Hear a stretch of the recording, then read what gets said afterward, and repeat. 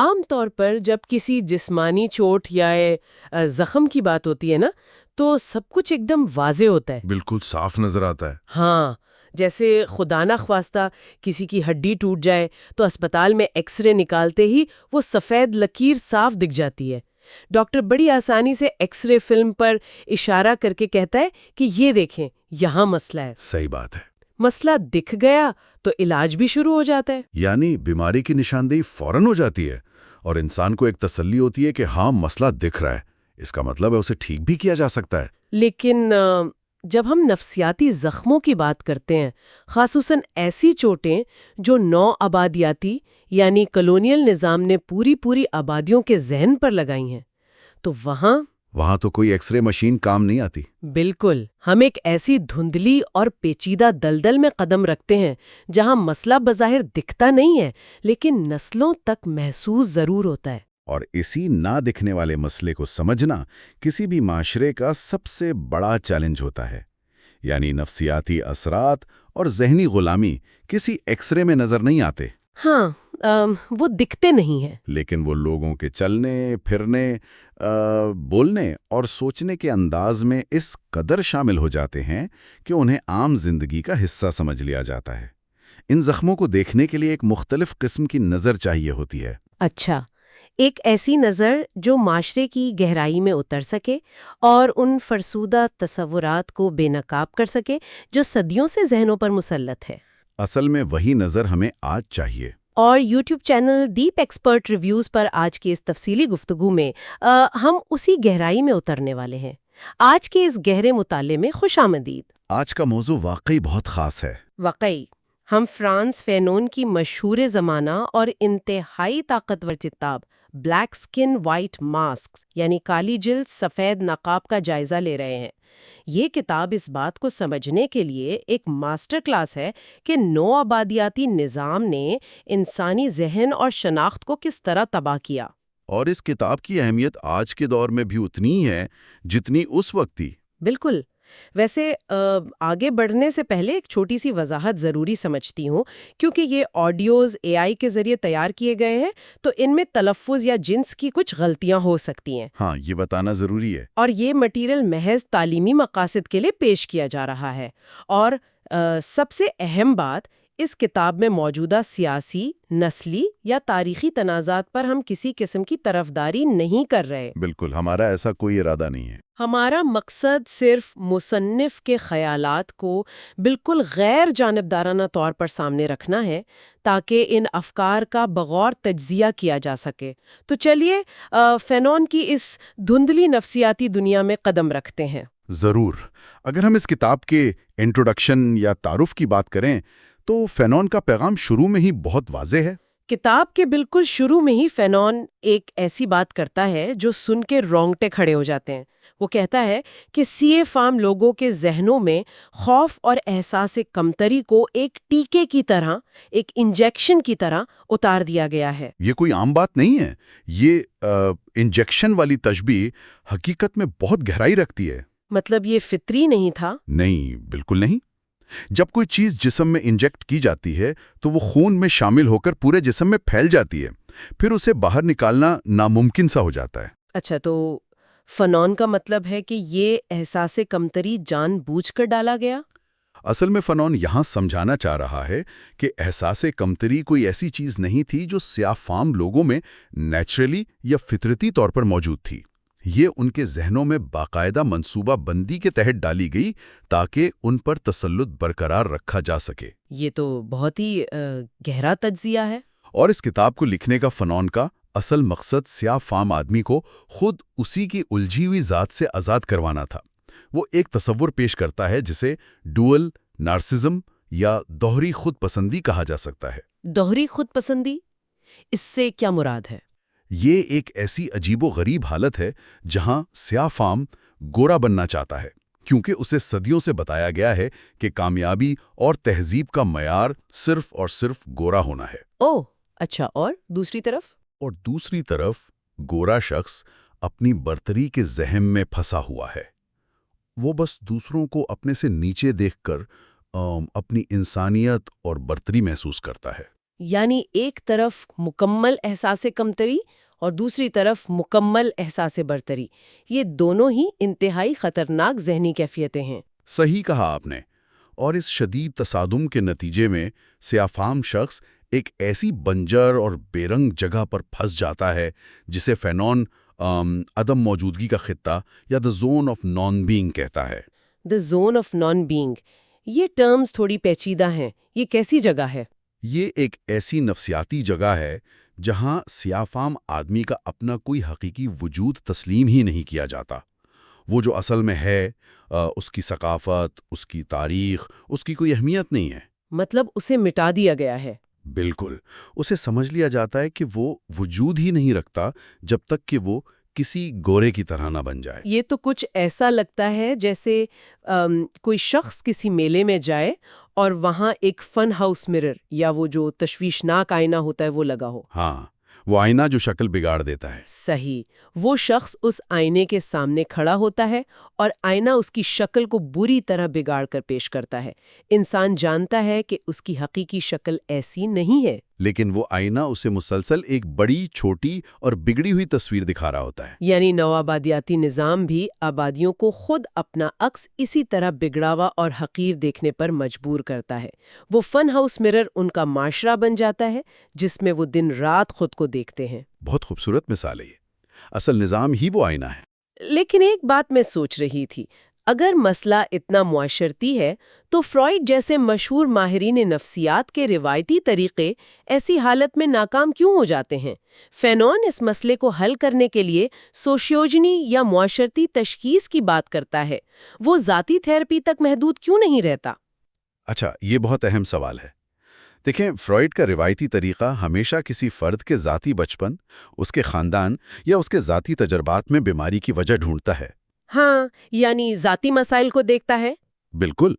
اگر کوئی شخص ڈپریشن میں ہے یا احساس کمتری کا شکار ہے تو روایتی سائیکو انالیسس اس بات کی تحقیق کرے گی کہ بچپن میں اس کے والدین کا سلوک کیسا تھا۔ لیکن فینون کو اس سے اختلاف تھا۔ ہاں، فینون جو خود ایک انتہائی قابل ماہر نفسیات تھا، وہ جانتا تھا کہ یہاں مسئلہ ایک فرد کا نہیں ہے۔ سیاہ فام کا احساس کمتری کسی ایک ذاتی صدمے کا نتیجہ نہیں ہے، بلکہ یہ ایک پورے معاشرتی، معاشی اور تاریخی نظام کا نتیجہ ہے۔ اوہ، تبھی وہ سوشیوجنی کی بات کرتا ہے۔ صحیح پکڑا۔ اس کا واضح مطلب یہ ہے کہ اگر آپ اس فن ہاؤس مرر کے سامنے کھڑے شخص کو تھیراپی دے کر اس کا اعتماد بحال کرنے کی کوشش کرتے رہیں لیکن وہ آئینہ نہ بدلیں تو کوئی فائدہ نہیں ہوگا۔ واہ، یعنی بیماری فرد کے دماغ میں نہیں بلکہ اس معاشرتی ڈھانچے میں ہے جو اسے چھوٹا ہونے کا احساس دلا رہا ہے۔ بالکل۔ فینون ان کو ورم ایٹن روٹس یعنی دیمک زادہ جڑیں کہتا ہے۔ اگر درخت کی جڑیں ہی دیمک زادہ ہیں تو پتوں کو دھونے سے درخت ٹھیک نہیں ہوگا، جڑوں کو پوری طرح اکھاڑنا ضروری ہے۔ مطلب بیماری شخص میں نہیں، اس زہریلی ہوا میں ہے جس میں وہ سانس لے رہا ہے۔ ایک پوری سوسائٹی مینٹلی بیمار کر رہی ہے لوگوں کو۔ صحیح بات ہے، اور یہی وہ نقطہ ہے جہاں سے ہم زبان کے مسئلے پر آتے ہیں۔ ہاں، اور جب ہم فینون کی کتاب کے پہلے باب دی نیگرو اینڈ لینگویج یعنی سیاہ فام اور زبان کو پڑھتے ہیں تو اچھی طرح سمجھ آتا ہے کہ اس زہریلی ہوا میں جو چیز سب سے زیادہ گھلی ہوئی ہے وہ زبان ہے۔ زبان کا کردار سب سے اہم ہے اس سب میں۔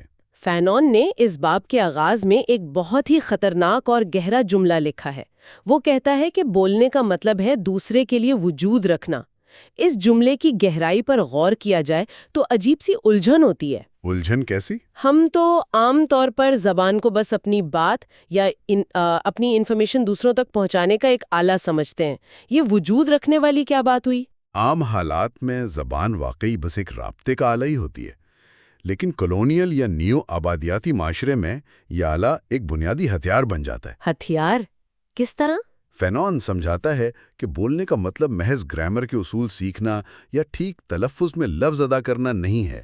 بولنے کا اصل مقصد خصوصاً ایسی سوسائٹی میں ایک پوری ثقافت کا بوجھ اٹھانا ہوتا ہے۔ یعنی آپ صرف الفاظ نہیں بول رہے ہیں، آپ ایک پوری تہذیب کو اپنا رہے ہیں۔ بالکل، اس تہذیب کی برتری کو قبول کرنا ہوتا ہے جس کی وہ زبان ہے۔ فینون اپنے آبائی علاقے اینٹیلز کی مثال دیتا ہے جو کیریبین میں فرانس کی ایک کالونی تھی۔ اچھا، وہاں کیا ماحول تھا زبان کو لے کر؟ وہاں ایک سیاہ فام شخص جتنی اچھی، جتنی مکمل فرینچ بولے گا، اسے سوسائٹی میں اتنا ہی زیادہ گورا اور اتنا ہی زیادہ حقیقی انسان سمجھا جائے گا۔ او مائی گاڈ! یعنی زبان یہاں صرف بات کرنے کا ذریعہ نہیں رہی تھی، بلکہ اپنی شناخت کی تبدیلی اور سماج میں تھوڑی سی عزت حاصل کرنے کا واحد راستہ بن چکی تھی۔ صحیح، ایک طرح سے وہ لوگ اپنی انسانیت کو ثابت کرنے کے لیے دوسرے کی زبان ادھار لے رہے تھے۔ فینون نے اسکولوں اور گھروں کی جو تفصیلی مثالیں دی ہیں وہ تو واقعی دل جھنجھوڑ دیتی ہیں۔ مڈل کلاس مائیں اپنے بچوں کو ان کی اپنی مقامی زبان یعنی کریول بولنے پر سخت ڈانٹتی تھیں۔ ہاں، وہ انہیں اپنی ثقافت سے دور کر رہی تھیں۔ وہ کہتی تھیں کہ گلیوں کی زبان مت بولو۔ بچوں پر ہر وقت یہ زور دیا جاتا تھا کہ انہیں صرف اور صرف فرینچ مینز فرینچ بولنی چاہیے۔ فرینچ مینز فرینچ سے ان کا مطلب تھا بالکل ویسے ہی شستہ اور صاف فرینچ جیسے پیرس کے لوگ بولتے ہیں۔ اور سب سے اہم بات یہ کہ یہ مائیں دشمنی میں نہیں بلکہ اس خوف سے ڈانٹتی تھیں کہ اگر بچہ کریول بولے گا تو اسے زندگی میں کبھی عزت اور معاشیات نہیں ملے گی۔ یہی تو تسلط کی سب سے بڑی جیت ہے۔ بالکل۔ اور اگر اس معاشرتی رویے پر غور کیا جائے تو فرانس میں جب کوئی شخص بہت اعلیٰ اور معیاری زبان بولتا ہے تو لوگ وہیں تعریف کرتے ہوئے کہتے ہیں کہ وہ کتاب کی طرح بولتا ہے۔ ہاں، فرانس میں یہ عام مثال ہے۔ لیکن اینٹیلز یا مارٹینیک میں اگر کوئی شخص ویسے ہی بہترین فرینچ بولتا تھا تو وہاں کے ٹرمینالوجی اور لفظ بالکل فرق تھے۔ وہاں کہتے تھے وہ گورے کی طرح بولتا ہے۔ یہ لفظوں کا فرق ہی ساری کہانی بیان کر دیتا ہے۔ زبان رابطے کا ذریعہ نہیں بچی، یہ اپنی ذات کو مٹا کر دوسرے کی شناخت پہننے کا نظام بن گئی۔ بالکل، یہی اصل تباہی ہے۔ جب کسی تہذیب کو یہ لگنے لگے کہ اس کی اپنی زبان جاہلوں کی زبان ہے اور ترقی صرف حاکم کی زبان میں ہی مل سکتی ہے تو وہ اپنی روح اور اپنا کانفیڈنس کھو دیتے ہیں۔ اور اس نفسیاتی دباؤ کا سب سے زیادہ دردناک اور حیرت انگیز اثر ان لوگوں پر ہوتا تھا جو اینٹیل سے پڑھنے یا کام کرنے کے لیے فرانس جاتے تھے۔ ہاں، جو واپس آتے تھے۔ صحیح۔ جب وہ کچھ عرصے بعد واپس اپنے آبائی علاقے آتے تھے تو فینون سائیکولوجیکل عجیب و غریب حرکت کو ریٹرنی فینومینن یا واپس آنے والوں کا بدلاؤ کہتا ہے۔ ان لوگوں میں فرانس سے واپس آنے کے بعد ایک ایسی فینوٹائپک میوٹیشن یعنی ظاہری تبدیلی آتی تھی جو واقعی کسی عجیب تھیٹر پلے کا حصہ لگتی ہے۔ فرانس سے واپس آنے والوں کی کردار کشی سچ میں حیرت انگیز ہے۔ وہ جب مارٹینیک واپس آتے تو ان کا چلنے کا انداز، بولنے کی رفتار، یہاں تک کہ دوستوں سے ملنے کا طریقہ سب مصنوعی ہو چکا ہوتا تھا۔ وہ پوری طرح سے بدل چکے ہوتے تھے۔ وہ پرانے دوستوں سے ملتے ہوئے جھک کر دور سے ہاتھ ملاتے تھے، جیسے کوئی اعلیٰ نسل کا یورپین کسی مقامی اور ان پڑھ شخص سے مل رہا ہو۔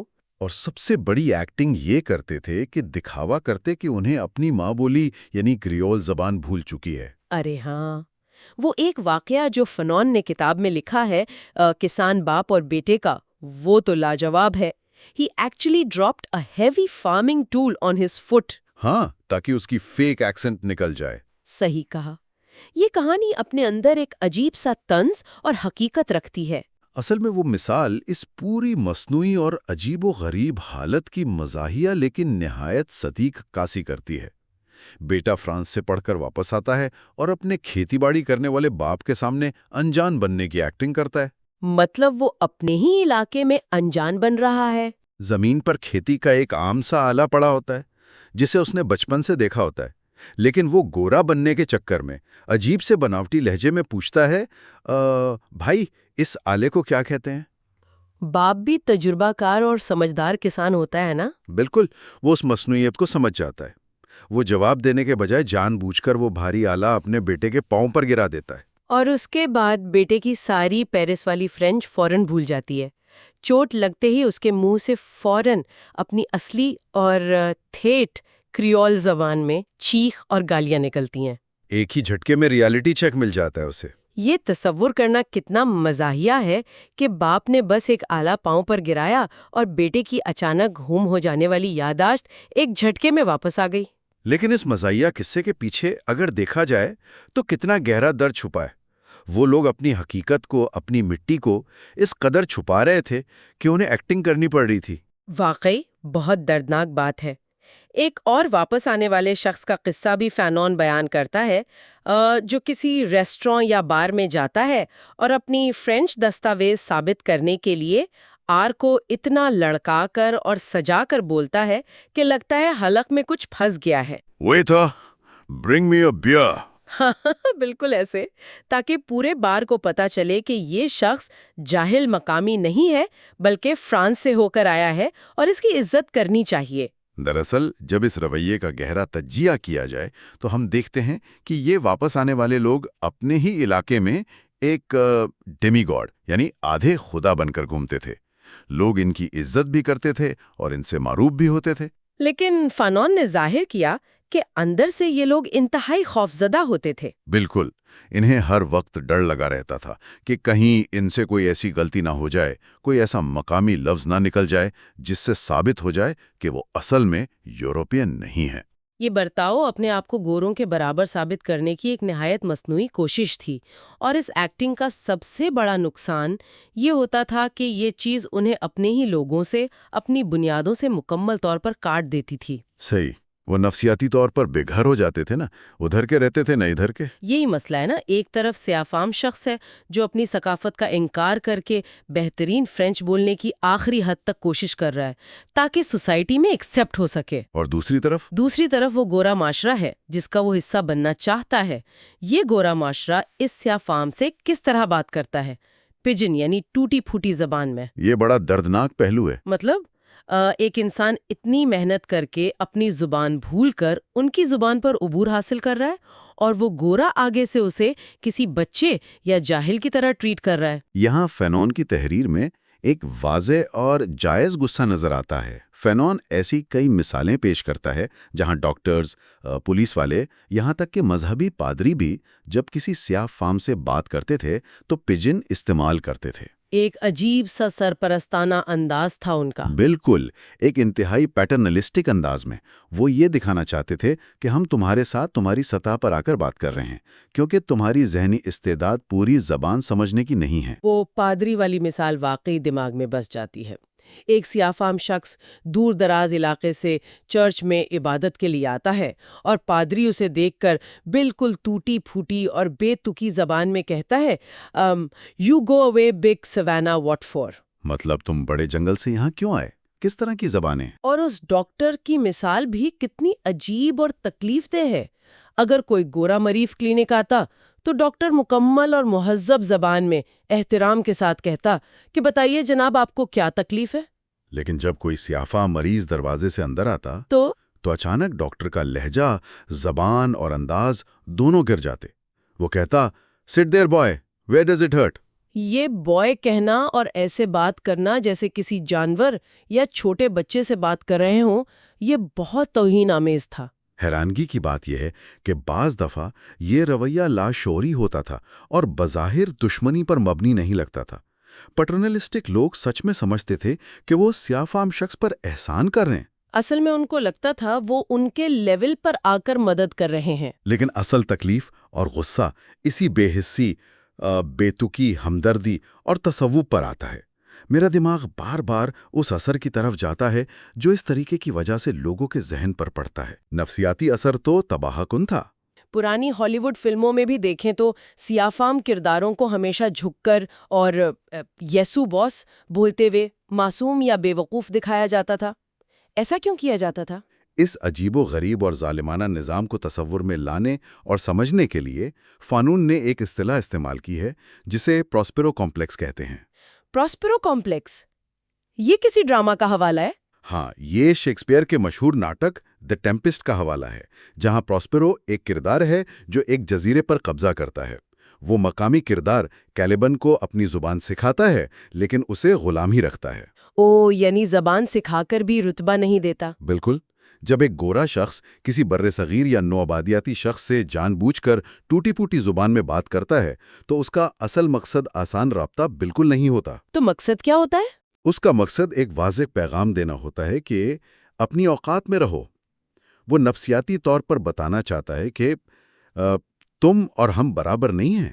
اور اگر کوئی سیاہ فام اس دائرے سے باہر نکل کر واقعی اعلیٰ معیار کی زبان بولنے لگتا ہے یا کسی عظیم مفکر جیسے مونٹسکیو یا روسو کا حوالہ دیتا ہے تو اسے اچانک خطرناک یا سسپیکٹ سمجھا جانے لگتا ہے، ہاں، اسے پولیس اور معاشرہ کی شک کی نگاہ سے دیکھا جاتا ہے۔ کیونکہ وہ ان کی بنائی ہوئی درجہ بندی کو، اس ذہنی فریم کو توڑ رہا ہوتا ہے، وہ اس تصور کو غلط ثابت کر رہا ہوتا ہے کہ ذہانت اور فلسفہ صرف گوروں کی میراث ہے۔ صحیح بات ہے، وہ ان کے نظام کے خلاف بغاوت کر رہا ہوتا ہے۔ لیکن چلیے فرض کریں کوئی سیاہ فام شخص اس مقام تک پہنچ گیا جہاں وہ واقعی گورے کی زبان میں بہترین مہارت حاصل کر لیتا ہے، یہاں تک کہ وہ لفظوں کا جادوگر بن جاتا ہے، تو کیا تب سوسائٹی اسے دل سے ایکسیپٹ کر لیتی ہے؟ نہیں، یہاں آ کر فینون بتاتا ہے کہ ایک نئے قسم کا فریب جنم لیتا ہے جسے آنریری وائٹنس یا اعزازی گوراپن کہا جا سکتا ہے۔ آنریری وائٹنس، یہ شاید سب سے زیادہ دل دکھانے والا فریب ہے۔ فینون اس فریب کو واضح کرنے کے لیے اپنے استاد اور عظیم سیاہ فام شاعر ایمے سیزیر کی مثال دیتا ہے۔ سیزیر فرینچ زبان کا اس قدر ماہر اور طاقتور شاعر تھا کہ اس کی ایک تقریر کے بارے میں تاریخ میں آتا ہے کہ ہاں، میں نے پڑھا ہے کہ اس میں اتنی جدت اور گرمی تھی کہ وہاں موجود ایک عورت تاب نہ لاتے ہوئے بے ہوش ہو گئی تھی۔ بالکل، وہ لفظوں سے آگ لگا سکتا تھا اور جذبات ابھار سکتا تھا، لیکن جب آنڈرے بریٹون جیسے مشہور اور اعلیٰ گورے مفکر اس کی تعریف کرتے ہیں تو ان کا انداز غور طلب ہوتا ہے۔ وہ تعریف کس انداز میں کرتے ہیں؟ وہ اس کی عظیم پوئٹری کی بنیاد پر تعریف نہیں کرتے، بلکہ اس کے نسلی پس منظر کو سامنے رکھتے ہوئے کہتے ہیں کہ یہ ایک سیاہ فام ہے جو ایسی فرینچ بولتا ہے جو آج کوئی گورا بھی نہیں بول سکتا۔ اوہو، فینون کو خود بھی اپنی زندگی میں اکثر ایسی ہی باتیں سننے کو ملتی تھیں۔ اسے لوگ کہتے تھے تمہارے خیالات اور زبان دیکھ کر لگتا ہے تم اندر سے ایک گورے ہو۔ یہی تو وہ اعزازی گوراپن ہے جس کا فینون ذکر کرتا ہے۔ یہ باتیں بظاہر تو بہت تعریف والی لگتی ہیں، کوئی عام انسان سنے تو شاید اس کو خوشی ہو کہ چلو اس کو معاشرے کے اعلیٰ طبقے نے قبول کر لیا ہے، لیکن دراصل یہ تعریف نہیں، ایک انتہائی پوشیدہ توہین ہے، ایک پرماننٹ رب ہے۔ بالکل، یہ ایک مسلسل تکلیف ہے۔ یہ اس بات کا اعلان ہے کہ ذہانت کسی سیاہ فام کی فطرت میں شامل نہیں ہو سکتی، بلکہ یہ ایک عجیب و غریب واقعہ یا ایک انوملی ہے۔ مطلب ان کی نظر میں یہ ایک اتفاق ہے۔ کل آئے تو اس سسٹم کو بچانے کے لیے اسے آنرری وائٹ یا اعزازی گورا بنا دیا جاتا ہے تاکہ ان کا یہ فرسودہ نظام اور سوچ قائم رہے کہ اصلی ذہانت تو صرف گورا ہونے میں ہی چھپی ہے۔ یہ کتنی بڑی سازش ہے اپنے ہی ذہن کے خلاف۔ آپ نے اس پیغام کا بہت اچھے سے اور گہرا تجزیہ کیا ہے۔ یہی وجہ ہے کہ فینن اس پہلے باب کے آخر میں ایک نہایت مضبوط اور تلخ حقیقت بیان کرتا ہے۔ وہ آخری جملہ کیا تھا؟ وہ لکھتا ہے کہ فلسفے اور ذہانت نے آج تک کسی کی جان نہیں بچائی۔ اس ایک چھوٹے سے جملے میں صدیوں کا درد اور سچائی چھپی ہے۔ واقعی فلسفے اور ذہانت نے آج تک کسی کی جان نہیں بچائی۔ اس کا مطلب تو یہی ہوا نا کہ زبان سیکھ کر بھی فرق نہیں پڑا۔ اس کا واضح مطلب یہ ہے کہ آپ محض دوسرے کی زبان اور ثقافت میں مہارت حاصل کر کے ان کی کتابیں پڑھ کر اور ان جیسا بول کر اپنا رتبہ حقیقی معنوں میں نہیں بدل سکتے، جب تک نظام نہ بدلے۔ بالکل، جب تک وہ پورا معاشرتی نظام، وہ ادارے اور وہ بنیادی سوچ تبدیل نہیں ہوتی جو آپ کو برابر کا انسان ماننے سے انکار کرتی ہے، تب تک یہ زبان کی مہارت آپ کو آزادی نہیں دے سکتی۔ تو اصلی آزادی کس چیز میں ہے؟ حقیقی آزادی اس وقت آتی ہے جب فرد اپنی کھوئی ہوئی شناخت اور اپنے وجود کو اس نظام کے اثرات سے پاکیزہ کر لے اور خود کو ویسا ہی قبول کرے جیسا وہ ہے، بنا کسی اور کی نقاب پہنے۔ تو اس پوری گفتگو یا اس مکمل تجزیے کا خلاصہ یہ نکلتا ہے کہ زبان محض مواصلات یا انفارمیشن ٹرانسفر کا ذریعہ نہیں ہے۔ نو آبادیاتی نظام میں یہ تسلط، شناخت اور نفسیاتی بقا کا سب سے بڑا میدان جنگ رہی ہے۔ ایک پوری وار زون ہے زبان۔ ایک عام انسان کو ایسی نفسیاتی کشمکش میں ڈال دیا گیا جہاں اس کی آواز اور الفاظ دونوں سے اس کی شناخت چھین لی گئی۔ اسے بتایا گیا کہ اگر وہ اپنی زبان بولے گا تو ان پڑھ، جاہل اور پچھڑا ہوا کہلائے گا۔ اور اگر دوسرے کی بولے گا تو؟ اور اگر وہ دوسرے کی زبان بولے گا تو نقلچی یا گورا بننے کی کوشش کرنے والا بن جائے گا۔ دونوں ہی صورتوں میں اس کا حقیقی وجود نامکمل اور اذیتناک بنا دیا گیا۔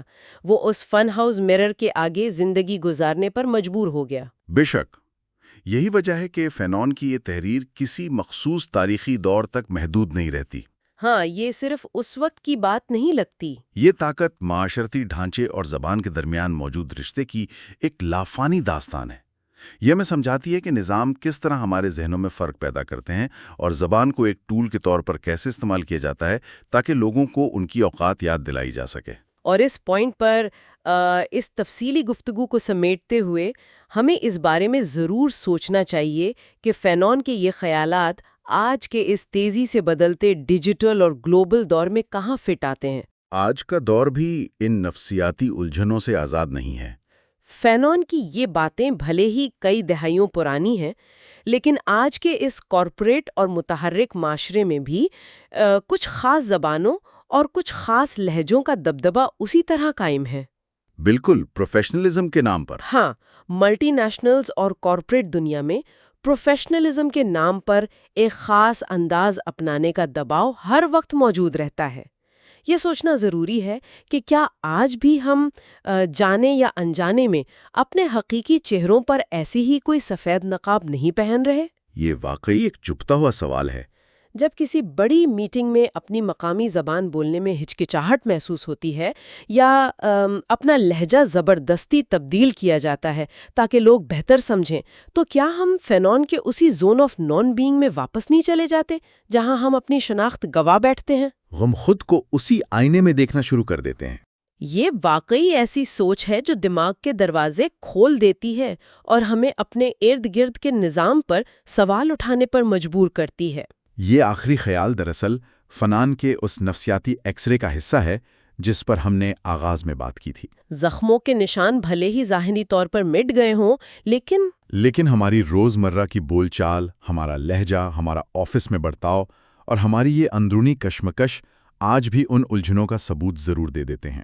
اس آئینے میں خود کو ٹھیک سے پہچاننا اور اپنے اصل وجود کو قبول کرنا ہی اصل آزادی ہے۔ اسی لیے ایسی کتابوں اور ان افکار پر بات کرنا لازمی ہے تاکہ ہم ان نفسیاتی دلدلوں کو نہ صرف سمجھ سکیں بلکہ ان سے باہر نکلنے کا راستہ بھی ڈھونڈ سکیں۔ صحیح بات ہے، سفر لمبا ہے لیکن ضروری ہے، اور ہم اس کام کو آگے بھی جاری رکھیں گے۔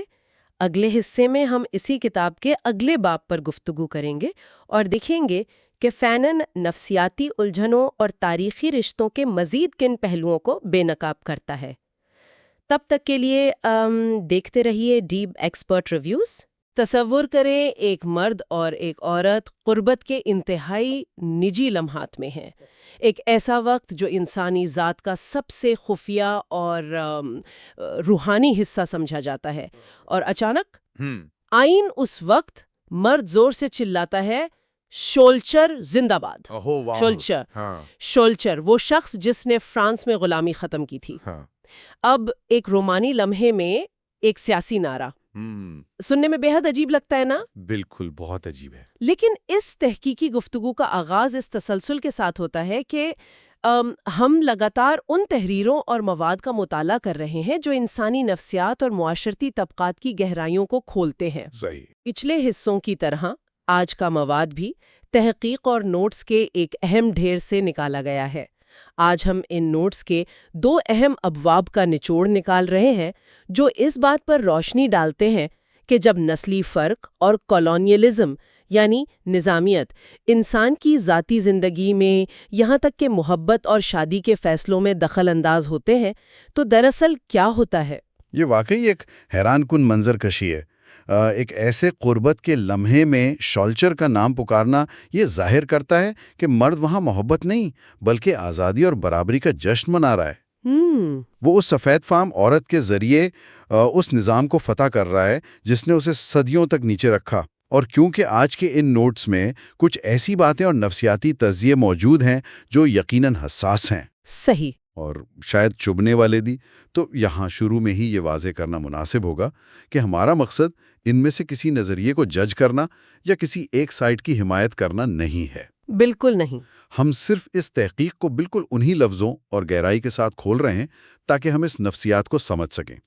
تو چلیے اس سب کو کھول کر دیکھتے ہیں کہ کیسے معاشرتی درجہ بندی انسان کی سب سے نجی خواہشات کو بھی بدل دیتی ہے۔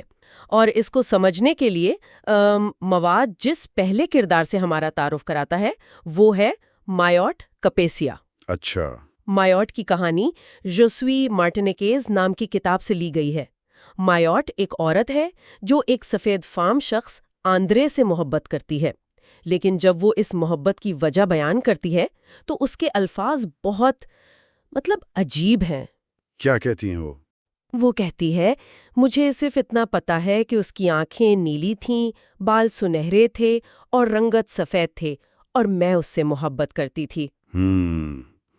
یہ تو بہت واضح اشارہ ہے۔ ہاں، مصنف یہاں ایک بہت ہی باریک نقطے کی طرف اشارہ کرتا ہے کہ اگر ہم ان الفاظ کی ترتیب تھوڑی سی بدل دیں تو اصل لاشعوری مطلب کچھ یوں بنے گا: میں اسے محبت کرتی تھی کیونکہ اس کی آنکھیں نیلی، بال سنہرے اور رنگت سفید تھی۔ صحیح، یعنی وہ اس فرد سے نہیں، اس کی سفید رنگت سے محبت کر رہی ہے۔ بالکل، وہ اندرے کو ایک فرد کے طور پر نہیں بلکہ ایک سفید نشان کے طور پر چاہتی ہے۔ یہاں جو سب سے حیران کن بات ہے وہ یہ ہے کہ پورا عمل ایڈلیرین انفیریورٹی کمپلیکس یعنی احساس کمتری کی ایک بہت گہری مثال ہے۔ میوٹے کے ذہن میں سفید رنگت کا مطلب صرف ایک رنگ نہیں ہے۔ اس کے نزدیک سفید ہونے کا مطلب امیر، خوبصورت، مہذب اور عظیم ہونا ہے۔ اس عورت کو اپنی سیاہ رنگت ایک حادثہ لگتی ہے، ایک ایسی غلطی جسے ٹھیک کرنا ضروری ہے۔ یعنی وہ خود کو مٹانا چاہتی ہے۔ بالکل، وہ اپنا وجود مٹا کر ایک نیا وجود چاہتی ہے، جسے مواد میں لیکٹیفیکیشن یا نسل کو سفید کرنے کا عمل کہا گیا ہے۔ جب اسے پتہ چلتا ہے کہ اس کی دادی سفید فام تھی تو وہ اس پر فخر محسوس کرتی ہے۔ اس کا یہی خواب بن جاتا ہے کہ کسی طرح اس کی آنے والی نسل سفید ہو جائے۔ اوہ واو! وہ تو فورٹ ڈو فرانس کے اس علاقے میں گھر کا خواب دیکھتی ہے جسے ڈیڈیے کہا جاتا ہے، جہاں صرف امیر ترین سفید فام لوگ رہتے ہیں۔ اور مجھے جو واقعہ سب سے زیادہ تکلیف دے لگا وہ مایوٹ کے بچپن کا ہے۔ کون سا واقعہ؟ جب وہ 5 سال کی تھی تو اس نے ایک سفید لڑکے کے سر پر سیاہی یعنی انک کی دوات الٹ دی تھی۔ اور پھر جب وہ بڑی ہوتی ہے تو وہ کپڑے دھونے کا کام لانڈرس بننے کا فیصلہ کرتی ہے۔ وہ پورے شہر میں سب سے بہترین اور اجالے کپڑے دھوتی ہے۔ یہ واقعی گہرا ہے۔ ہاں، مجھے یہ کوئی اتفاق نہیں لگتا۔ مجھے تو ایسا لگتا ہے کہ بچپن میں سیاہی پھینک کر وہ دنیا کو اپنے جیسا کالا کرنا چاہتی تھی، لیکن جب اس نے دیکھا کہ دنیا پر تو سفید لوگوں کا راج ہے تو کپڑے دھونے کا پیشہ چن کر وہ دراصل دنیا کو بلیچ کرنے کی کوشش کر رہی ہے۔ صحیح۔ جیسے کوئی اپنا سایہ دھونے کی کوشش کر رہا ہو۔ میرا سوال یہ ہے کہ کیا یہ واقعی محبت ہے یا صرف اپنی آئیڈینٹی، اپنا مقام بدلنے کا ایک سودا؟ دیکھیں، سودا ہی ہے، لیکن یہ اس کی ذات کے اتنے گہرے حصے میں چھپ گیا ہے کہ اسے خود یہ محبت لگتا ہے۔ آپ نے ڈیڈیئر کا ذکر کیا تھا۔ ہاں، ڈیڈیئر مواد میں صرف ایک علاقے کا نام نہیں ہے۔ مصنف نے اسے ہیگل کی فلسفی کے حوالے سے سبجیکٹو سرٹنٹی میڈ فلیش کہا ہے۔ اس کا کیا مطلب ہوا آسان لفظوں میں؟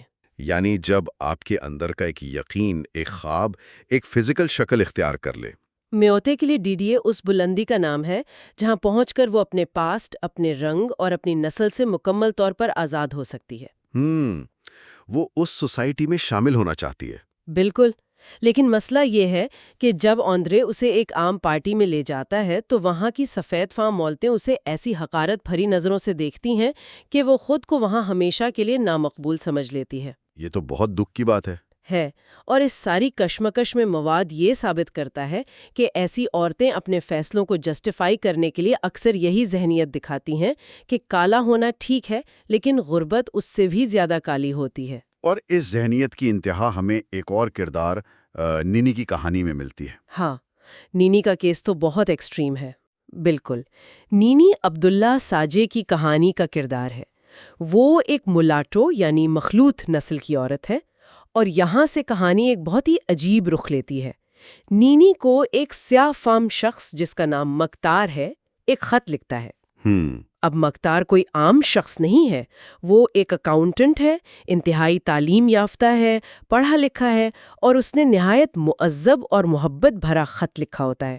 وہ خط میں لکھتا ہے کہ تمہاری خوبصورتی میرے گھر کو روشن کر دے گی۔ ایک انتہائی آئیڈیلسٹ اور پرخلوص اظہار محبت۔ بالکل، مختار کا خط کسی بھی طرح سے بدتمیزی پر مبنی نہیں تھا۔ مختار سمجھتا تھا کہ انسان کی قابلیت، اس کی تعلیم اور اس کی اچھائی ہی اصل پیمانہ ہے۔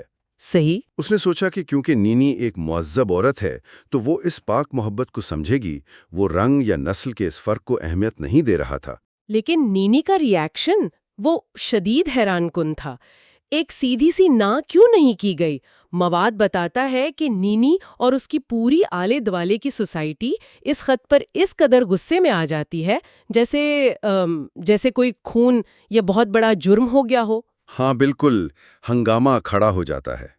باتیں یہاں تک پہنچ جاتی ہیں کہ اس شخص کو پولیس اور کورٹ تک لے جایا جائے۔ اسے انسپیکٹر ڈرو کے حوالے کرنے کی دھمکیاں دی جاتی ہیں، جسے دنیا کا دا ریئل بیڈ وائٹ مین کہا جاتا تھا۔ مجھے یہ ریاکشن بالکل سمجھ نہیں آیا۔ آخر ایک محبت بھرے خط پر پولیس اور کورٹ کیوں؟ کیونکہ وہ خط اصل میں ایک خط تھا ہی نہیں، وہ ایک آئینہ تھا۔ آئینہ؟ کیسے؟ اور نینی کا یہ شدید غصہ اس کے اپنے اندر کا خوف تھا۔ نینی ایک مخلوط نسل کی عورت ہے جس نے اپنے دماغ میں ایک چھوٹی سی سفید دنیا فرض کر رکھی ہے۔ وہ پوری زندگی اس امید میں گزارتی ہے کہ کوئی سفید فام مرد اس سے شادی کر لے تاکہ وہ مکمل طور پر سفید سوسائٹی کا حصہ بن جائے۔ اچھا، تو میکٹا کا آنا اس کے لیے خطرہ تھا؟ بالکل۔ جب میکٹا، جو کہ ایک سیاہ فام ہے، اسے شادی کا پیغام بھیجتا ہے تو نینی کو لگتا ہے کہ میکٹا نے اسے واپس اسی سیاہ فام دنیا میں گرانے کی کوشش کی ہے جسے چھوڑنے کے لیے وہ اپنی پوری زندگی دے رہی ہے۔ میکٹا کا پیغام اس کی اس فرضی سفید عزت پر سیدھا حملہ تھا۔ او، اب سمجھ آئی۔ اور انسپیکٹر ڈرو کو بلانے کا مقصد؟ وہ نظام کی اس طاقت کو بلانا چاہتی تھی جو اس کی اس جھوٹی سفید پہچان کی حفاظت کر سکے۔ تو اس کا مطلب ہے اس کی اپنی کوئی اصل پہچان ہے ہی نہیں، وہ صرف تصدیق یا ویلیڈیشن کی محتاج ہے۔ صحیح۔ مساد میں ایک اور مولیٹو عورت ڈیڈے کا بھی ذکر ہے جو اس تصدیق کی بھوک کو مزید واضح کرتا ہے۔ جب ڈیڈے کسی سفید فام شخص درویش سے شادی کرتی ہے تو اس کی پوری سوسائٹی میں تہلکہ مچ جاتا ہے۔ بوڑھی عورتوں کی آنکھوں میں چمک آ جاتی ہے۔ اچانک ڈیڈے کو آقاؤں کی صف میں شامل کر لیا جاتا ہے اور اس کا احساس کمتری غائب ہو جاتا ہے۔ ہاں بالکل۔ یہاں مساد اینا فرائڈ کے ایک نفسیاتی کانسیپٹ ایگو ودرول یعنی انا کا پیچھے ہٹنا کی طرف توجہ دلاتا ہے۔ اینا فرائڈ کا کہنا تھا کہ جب انسان کو باہر سے شدید خطرہ یا نامقبولیت کا سامنا ہوتا ہے تو وہ اپنی انا کو خود میں سمیٹ لیتا ہے اور ایک ذاتی عظیم دنیا بنا لیتا ہے۔ ایک گرینڈیوس انر ورلڈ۔ ہاں، لیکن نینی اور ڈیڈے جیسے کرداروں کے لیے یہ ایگو ودرول ناممکن ہے۔ ویٹ، ناممکن کیوں ہے؟ وہ خود میں سمٹ کر اپنی ایک الگ دنیا کیوں نہیں بنا سکتی؟ کیونکہ ان کی انا، ان کا ایگو کا اپنا کوئی وجود بچا ہی نہیں ہے۔ ان کی انا پوری طرح اس بات پر منحصر ہے کہ آپریسر یعنی سفید فام طبقہ انہیں کیسے دیکھتا ہے۔ وہ اکیلے رہ کر خود کو تسلی نہیں دے سکتی کہ میں خوبصورت ہوں۔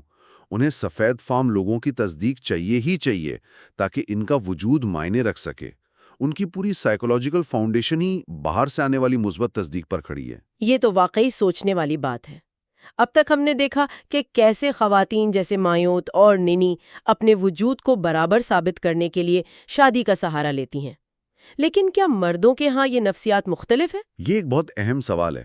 جب مرد کے پاس طاقت، رتبہ اور تعلیم موجود ہو تو کیا وہ اس احساس کمتری سے آزاد ہو جاتا ہے؟ یہاں آ کر بات واقعی بہت دلچسپ ہو جاتی ہے۔ بالکل، کیونکہ مگاد اب کہانی کا رخ رینے ماران کے ناول انوم پرے اوزوتس کے کردار جان وینیوز کی طرف مڑتا ہے۔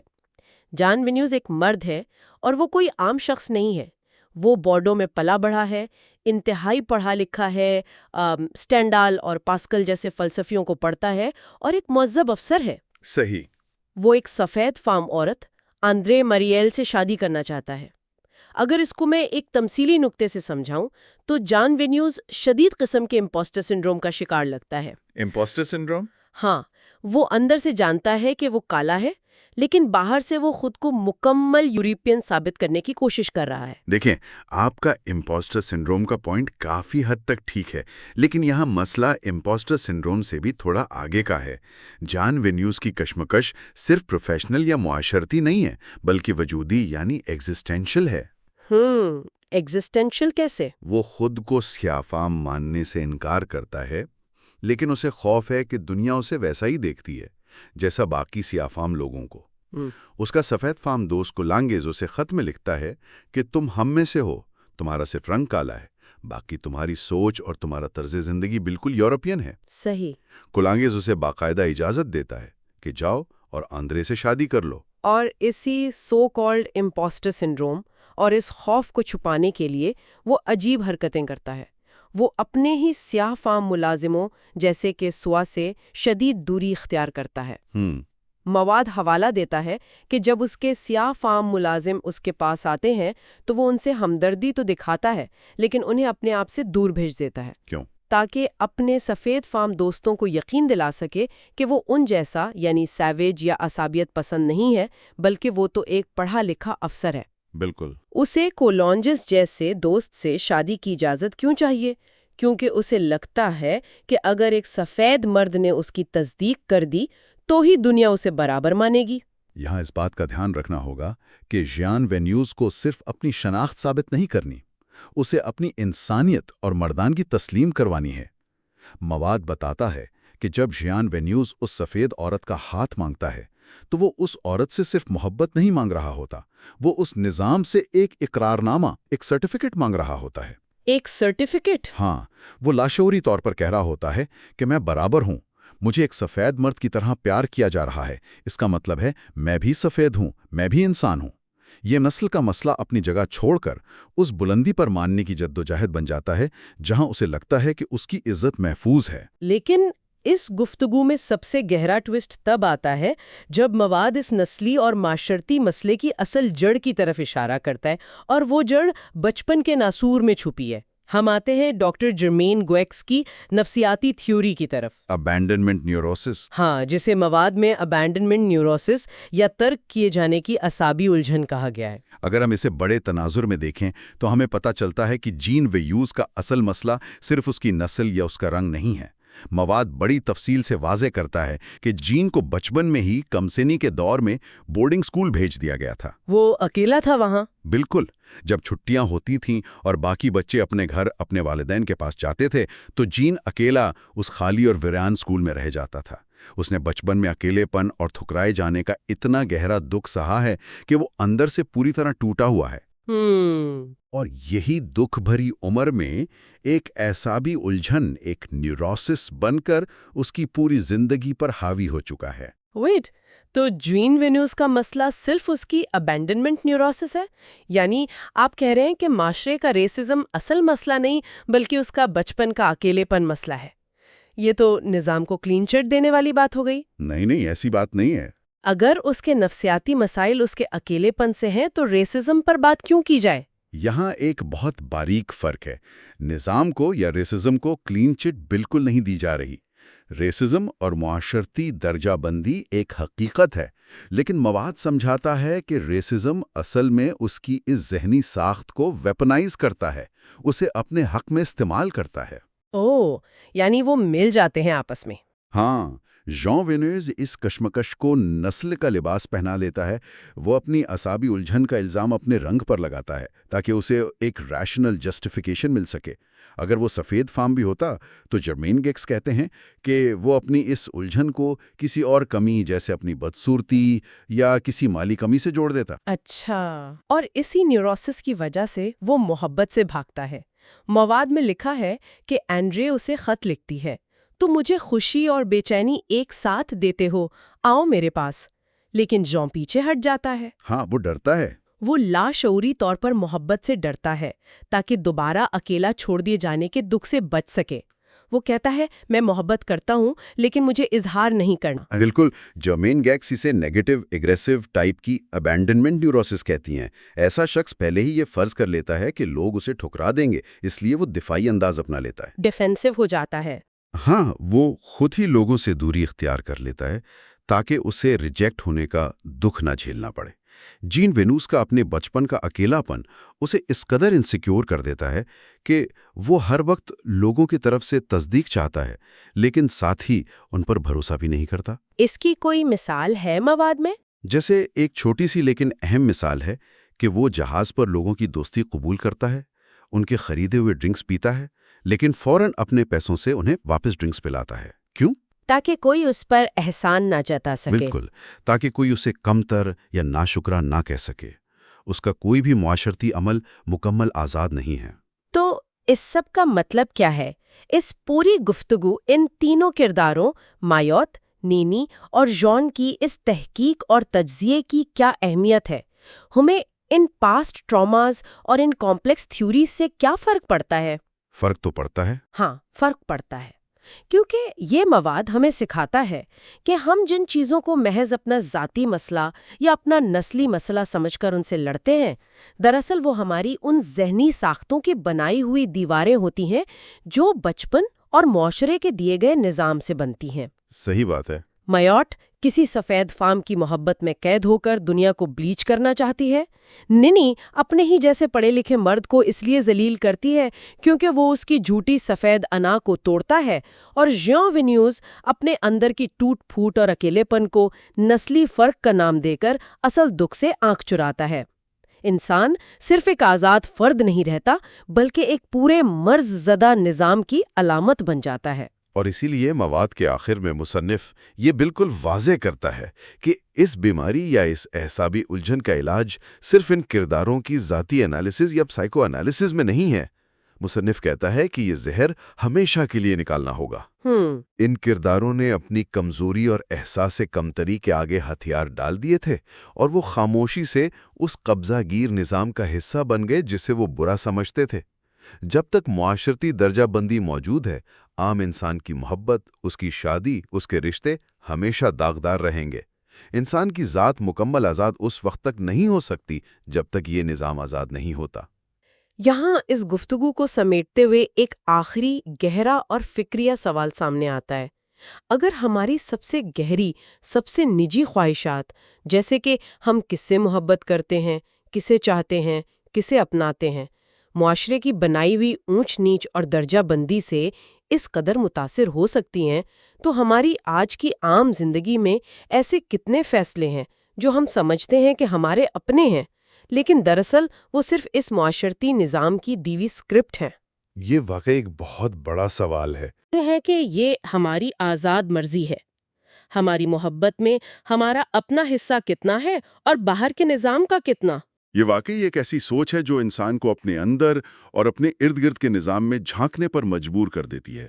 اور جیسا کہ مصنف نے تجویز کیا ہے، اس مسئلے کا اصل حل کسی ایک فرد کے علاج یا اس کے بچپن کے خوف کو سمجھنے تک محدود نہیں۔ بالکل۔ اصل حل اس پورے دنیاوی نظام کو نئے سرے سے ترتیب دینے یعنی ریسٹرکچرنگ دا ورلڈ میں پوشیدہ ہے۔ جب دنیا کو اس طرح ترتیب دیا جائے گا جہاں کسی خاص رنگ یا طبقے کی اجارہ داری نہ ہو، تبھی آزاد انسان ایک آزاد محبت کر سکے گا۔ اسی فکر تسلسل کو آگے بڑھاتے ہوئے اور اس دنیاوی نظام کو نئے سرے سے سمجھنے کی اس کوشش کو جاری رکھتے ہوئے اگلی نشست میں ہم اپنی اس تحقیق کے اگلے باب پر گفتگو کریں گے تاکہ اس نظام اور انسانی نفسیات کے مزید حیرت انگیز پہلو سامنے آ سکیں۔ تب تک کے لیے شاید سب سے بڑا سوال یہی ہے کہ انسان اپنے آئینے میں کیا دیکھتا ہے، اپنی اصل شناخت یا نظام کی دی ہوئی تصویر؟ ذرا تصور کریں، آپ ایک ٹرین میں بالکل سکون سے بیٹھے ہیں۔ آپ ایک عام انسان ہیں، اپنے خیالات میں گم ہیں اور بس اپنی منزل کے بارے میں سوچ رہے ہیں۔ جی، بالکل ایک عام سا دن۔ ہاں، ایک عام سا دن۔ لیکن اچانک قریب بیٹھا ہوا ایک بچہ آپ کی طرف انگلی اٹھاتا ہے اور اپنی ماں سے چیخ کر کہتا ہے، دیکھو ایک حبشی، میں ڈر گیا ہوں۔ اوہ، یہ تو بہت تکلیف دہ ہے۔ بالکل، اور اس ایک سیکنڈ میں، اس ایک چھوٹے سے جملے سے آپ کا وہ سکون، آپ کی وہ عام انسان والی پہچان ہمیشہ کے لیے چھن جاتی ہے۔ آپ اب صرف ایک مسافر نہیں رہے، آپ ایک خوفناک لیبل بن چکے ہیں۔ مطلب آپ کی پوری انفرادیت ہی ختم ہو گئی۔ صحیح کہا۔ آج کا ہمارا یہ تفصیلی مطالعہ بالکل اسی لرزہ دینے والے احساس سے شروع ہوتا ہے۔ جیسا کہ ہم نے اپنے پچھلے لیکچر میں وعدہ کیا تھا، ہم ایک طویل سفر پر نکلے ہیں۔ یہ اسی باقاعدہ تسلسل کی اگلی کڑی ہے۔ جی، جہاں ہم اس کتاب کے اگلے ابواب کو سمجھنے کی کوشش کر رہے ہیں۔ بالکل، اور ہم یہ دیکھ رہے ہیں کہ جب ایک طاقتور معاشرہ کسی محکوم طبقے پر مسلط ہوتا ہے تو وہ صرف ان کی زمینوں پر قبضہ نہیں کرتا، بلکہ ان کے ذہنوں، ان کی سوچ اور ان کے اپنے جسم کے بارے میں ان کے احساس کو بھی کیسے بدل کر رکھ دیتا ہے۔ تو چلیں اس کی تہیں کھولتے ہیں۔ اور اس کی تہیں کھولنا اس لیے بھی بہت ضروری ہے کیونکہ دیکھیں یہ مطالعہ صرف ماضی کی کسی فرسودہ تاریخ تک محدود نہیں ہے۔ بالکل، اس کا آج سے بھی تعلق ہے۔ جی ہاں، جب ہم ان خیالات کا گہرا تجزیہ کرتے ہیں تو ہمیں آج کی دنیا میں موجود ساختی مسائل، رویوں اور تعصبات کی جڑیں سمجھ میں آتی ہیں۔ صحیح۔ اور یہاں ایک بات واضح کرنا بہت ضروری ہے، ہماری آج کی اس بحث کا مقصد کسی خاص سیاسی نظریے، دائیں بازو یا بائیں بازو کی حمایت یا مخالفت ہرگز نہیں ہے۔ میں واضح کر دوں کہ ہم صرف اور صرف ان اصل تاریخی حوالوں اور خیالات کو انتہائی غیر جانبداری سے پرکھنا چاہتے ہیں۔ ہاں، جو اس کتاب میں پیش کیے گئے ہیں، ہم یہ دیکھنا چاہتے ہیں کہ مصنف نے اس دور کے ماہرین نفسیات کے نظریات کو کس طرح چیلنج کیا اور حقائق کو کس طرح دنیا کے سامنے رکھا۔ بالکل ایسا ہی ہے۔ تو مجھے لگتا ہے کہ اس سارے مسئلے کو سمجھنے کے لیے ہمیں سب سے پہلے اس نفسیاتی جواز کو دیکھنا ہوگا جو ظالم اپنے ظلم کو درست ثابت کرنے کے لیے گھڑتا ہے۔ وہ جواز جو اکثر کتابوں میں چھپایا جاتا ہے۔ جی، کتاب میں ایک بہت ہی دلچسپ اور سچ کہوں تو کافی عجیب و غریب نظریے پر بات کی گئی ہے۔ مصنف نے ایک فرانسیسی ماہر نفسیات ایم منونی کی کتاب پراسپیرو اور کیلیبن کا تجزیہ کیا ہے۔ اچھا، مانونی کا وہ مشہور مطالعہ۔ ہاں، تو مانونی نے میڈاگاسکر کے لوگوں کا مطالعہ کیا اور یہ دعویٰ کر دیا کہ میڈاگاسکر کے مقامی لوگوں میں نوآبادیاتی نظام یعنی فرانسیسیوں کے آنے سے پہلے ہی ایک انحصاری کا احساس چھپا ہوا تھا، جسے وہ ڈپینڈنسی کمپلیکس کہتے ہیں۔ بالکل، ڈپینڈنسی کمپلیکس، یعنی ان کا کہنا تھا کہ یہ لوگ لاشعوری طور پر کسی بیرونی آقا کے منتظر تھے جو آ کر ان پر راج کرے۔ مطلب، ایک سیکنڈ رکیے، یہ سن کر ہی کتنا عجیب لگتا ہے نا؟ ہاں، کیا وہ ماہر نفسیات واقعی یہ کہہ رہا تھا کہ محکوم لوگ خود غلام بننا چاہتے تھے؟ یہ تو سراسر ظلم کو درست ثابت کرنے اور سارا ملبہ مظلوم پر ڈالنے والی بات لگتی ہے۔ اگر ہم اسے بڑی تصویر کے ساتھ جوڑیں تو نو آبادیاتی نظام کا یہ سب سے پرانا اور خطرناک ہتھیار رہا ہے۔ بالکل۔ مصنف نے مانونی کے اس نظریے کو انتہائی سختی سے منطق اور تاریخی حقائق کے ساتھ مسترد کیا ہے۔ ان کا ماننا ہے کہ ایسا ہو ہی نہیں سکتا کہ آپ کسی قوم پر ظلم کریں اور پھر کہیں کہ بھئی ان کی نفسیات ہی ایسی تھی۔ مطلب یہ تو کوئی بات نہ ہوئی۔ جی، مصنف کا واضح موقف ہے کہ کوئی بھی معاشرہ یا تو نسل پرست ہوتا ہے یا نہیں ہوتا، اس میں کوئی درمیانی راستہ یا مختلف درجات نہیں ہوتے۔ انہوں نے جنوبی افریقہ کی مثال بھی تو دی ہے نا اس پر۔ بالکل، انہوں نے اسے سمجھانے کے لیے جنوبی افریقہ کی ایک انتہائی چپٹی ہوئی مثال دی ہے۔ میں بتاتی ہوں۔ انہوں نے جنوبی افریقہ کے اس وقت کے معاشرے کو ایک بوائلر یعنی ایک شدید دباؤ والے برتن سے تشبیہ دی ہے۔ صحیح۔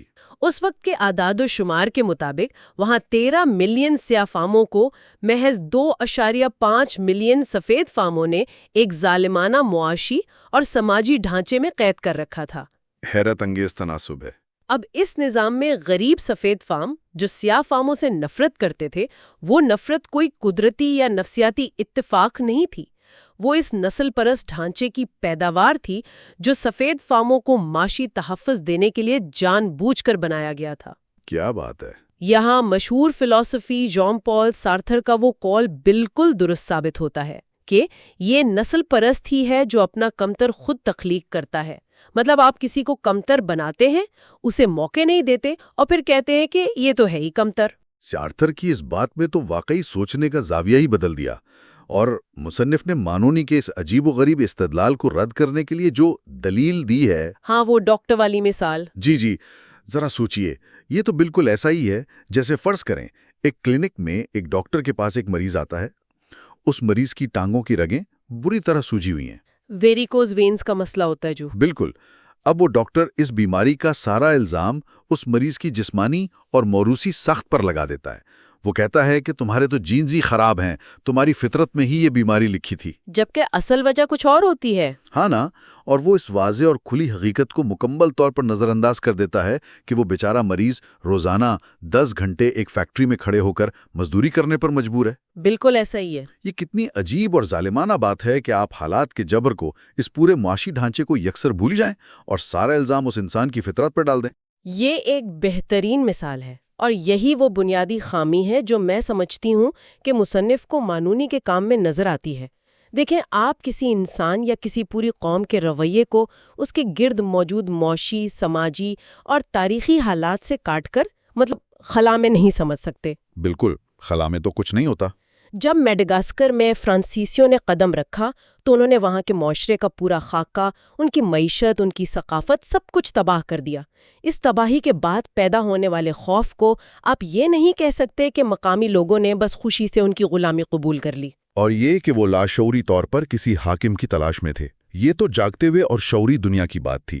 لیکن مصنف ہمیں اس سے بھی گہری کھائی میں لے جاتے ہیں، خوابوں کی دنیا میں۔ جی، وہ کہتے ہیں کہ ظالم صرف دن کے اجالے میں ہی آپ کی حقیقت مسخ نہیں کرتا، بلکہ وہ آپ کی خوابوں کی بھی اپنی مرضی سے تشریح کرتا ہے۔ کتاب میں میڈاگاسکر کے بچوں اور بڑوں کے ساتھ مختلف خوابوں کا ذکر ہے۔ جی، وہ بہت پریشان کن خواب تھے۔ بہت زیادہ۔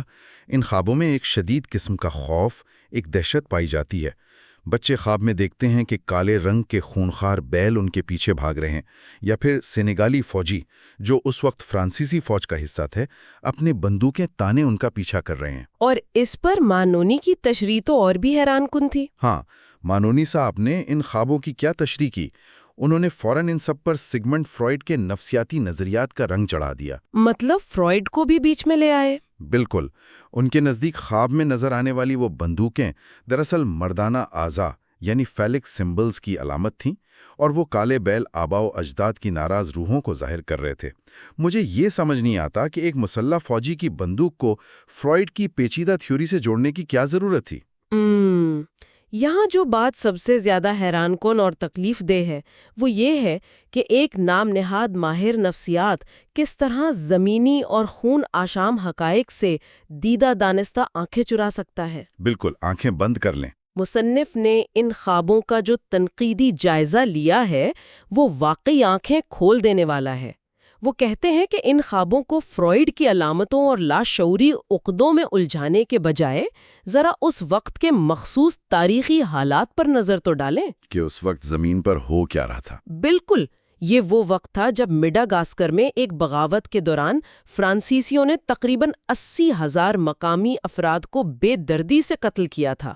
آبادی کا ہر 50واں شخص مارا گیا تھا۔ 80,000 لوگ، یہ کوئی چھوٹا نمبر نہیں ہے۔ جی، ایسے خوفناک خون آلود ماحول میں جب ایک بچہ خواب میں سینیگالی فوجی کو دیکھتا ہے تو وہ فوجی کسی فرائیڈین احساس کمتری کی علامت نہیں ہے۔ بالکل نہیں۔ اور وہ بندوق جو فوجی کے ہاتھ میں ہے وہ کوئی نفسیاتی علامت یا فیلک سمبل نہیں ہے، بلکہ وہ حقیقت میں لیبل 1916 ماڈل کی ایک اصلی دھات کی بنی ہوئی جان لیوا بندوق ہے جس سے اس کے رشتہ داروں کو مارا گیا ہے۔ ہاں، یہ بات سن کر تو رونگٹے کھڑے ہو جاتے ہیں۔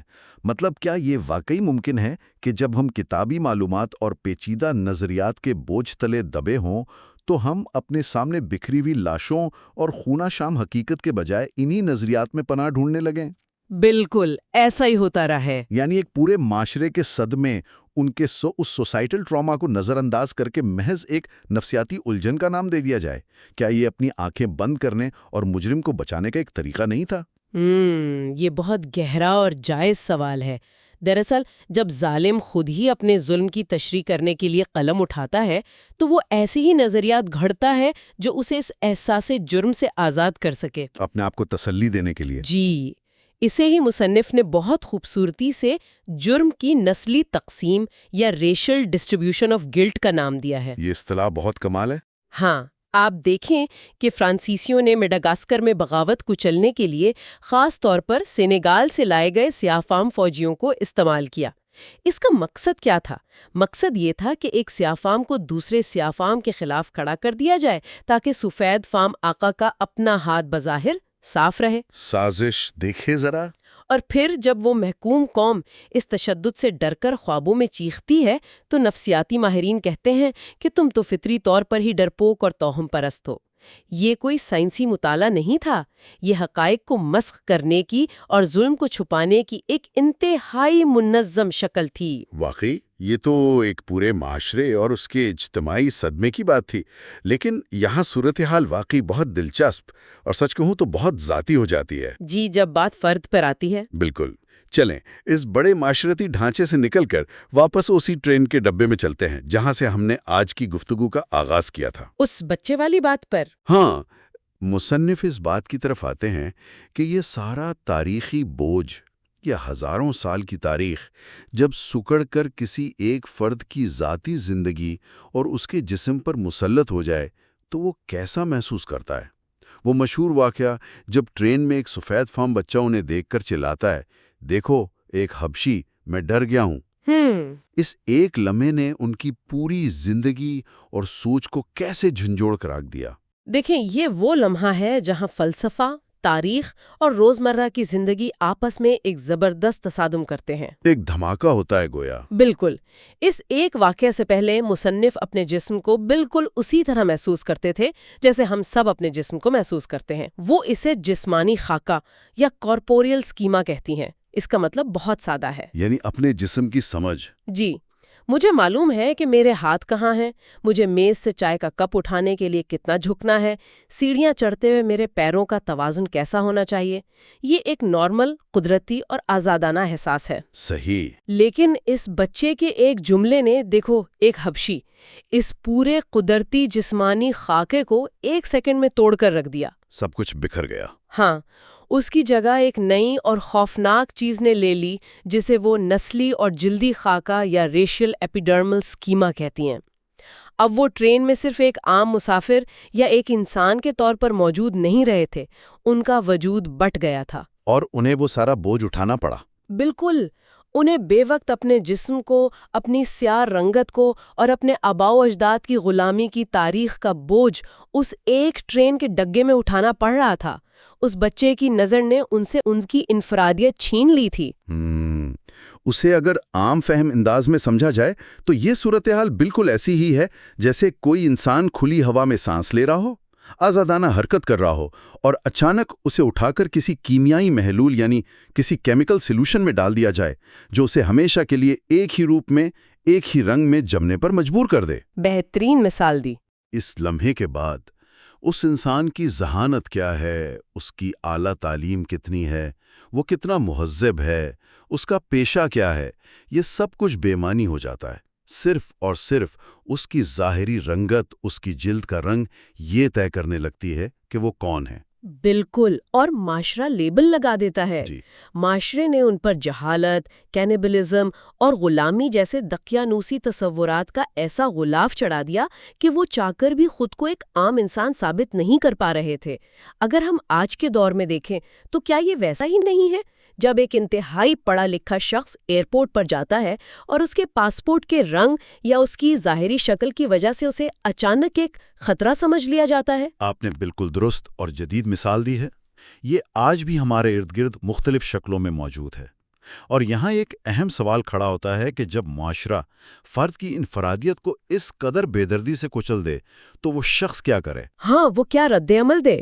مصنف کہتے ہیں کہ اس سلوک نے ان سے ان کا وجود ہی چھین لیا تھا۔ وہ لکھتے ہیں کہ انہیں محسوس ہوا جیسے انہیں ایک مائکروسکوپ کے نیچے رکھ کر کاٹا جا رہا ہے، ان کا معائنہ کیا جا رہا ہے۔ اوہ! جب سفید فام لوگ ان کی تعریف بھی کرتے تھے تو وہ کیسی ہوتی تھی؟ وہ کہتے تھے ہمارا ڈاکٹر سیاہ فام ہے لیکن بہت نرم مزاج ہے، یا یہ افریقی ہے مگر بہت ذہین ہے۔ مطلب تعریف میں بھی تانا۔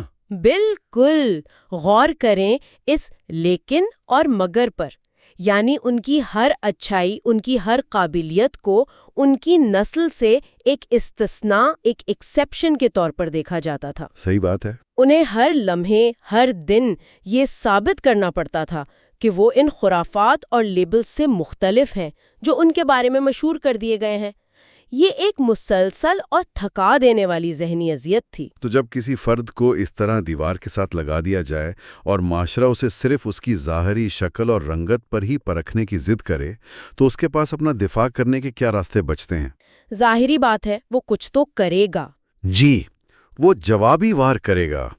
کتاب میں بتایا گیا ہے کہ جب مصنف پر یہ ثابت کرنے کی کوشش کی گئی کہ ان کی یعنی سیاہ فاموں کی کوئی تاریخ ہی نہیں ہے اور وہ ہمیشہ سے جاہل تھے تو انہوں نے دلیل اور تاریخ کا ہتھیار اٹھایا۔ انہوں نے اپنی تاریخ پیش کی۔ بالکل، انہوں نے مغربی دنیا کی آنکھوں میں آنکھیں ڈال کر سنگو اور جنے جیسی عظیم افریقی تہذیبوں کا حوالہ دیا۔ انہوں نے بتایا کہ جب یورپ قرون وسطیٰ کے اندھیروں میں ڈوبا ہوا تھا تب افریقہ میں ایسی تہذیبیں موجود تھیں جہاں لاکھوں لوگ آباد تھے، جہاں فلکیات اور سائنس تھی، شاندار فن تعمیر تھا اور طب کے ایسے ماہرین تھے جو دور دراز کے سفر کرتے تھے۔ تو پھر کیا اس سے مغربی دنیا کی سوچ بدلی؟ حیرت کی بات تو یہی ہے کہ سفید فام دنیا جو اپنے آپ کو عقل، منطق اور دانش کا مرکز سمجھتی تھی، اس نے ان تاریخی حقائق کو ماننے سے انکار کر دیا۔ یعنی سیدھا انکار۔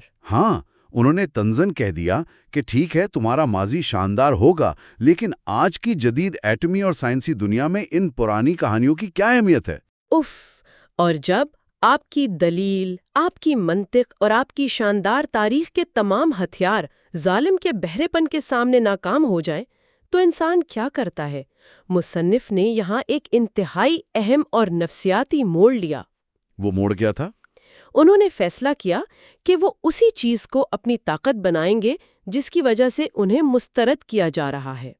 انہوں نے نیگریٹیوڈ کی تحریک کو پوری شدت سے سینے سے لگا لیا۔ نیگریٹیوڈ، یہ لفظ بہت اہم ہے۔ جی، یہ ایک ایسا فلسفہ اور نظریہ تھا جس نے سیاہ فاموں کو یہ سکھایا کہ ان کی رنگت کوئی شرمندگی نہیں ہے۔ انہوں نے اپنے جذبات، اپنی شاعری اور فطرت کے ساتھ اپنے ایک خاص تال میل یا ردم پر فخر کرنا شروع کر دیا۔ کیا بات ہے، ایک طرح کی بغاوت۔ بالکل۔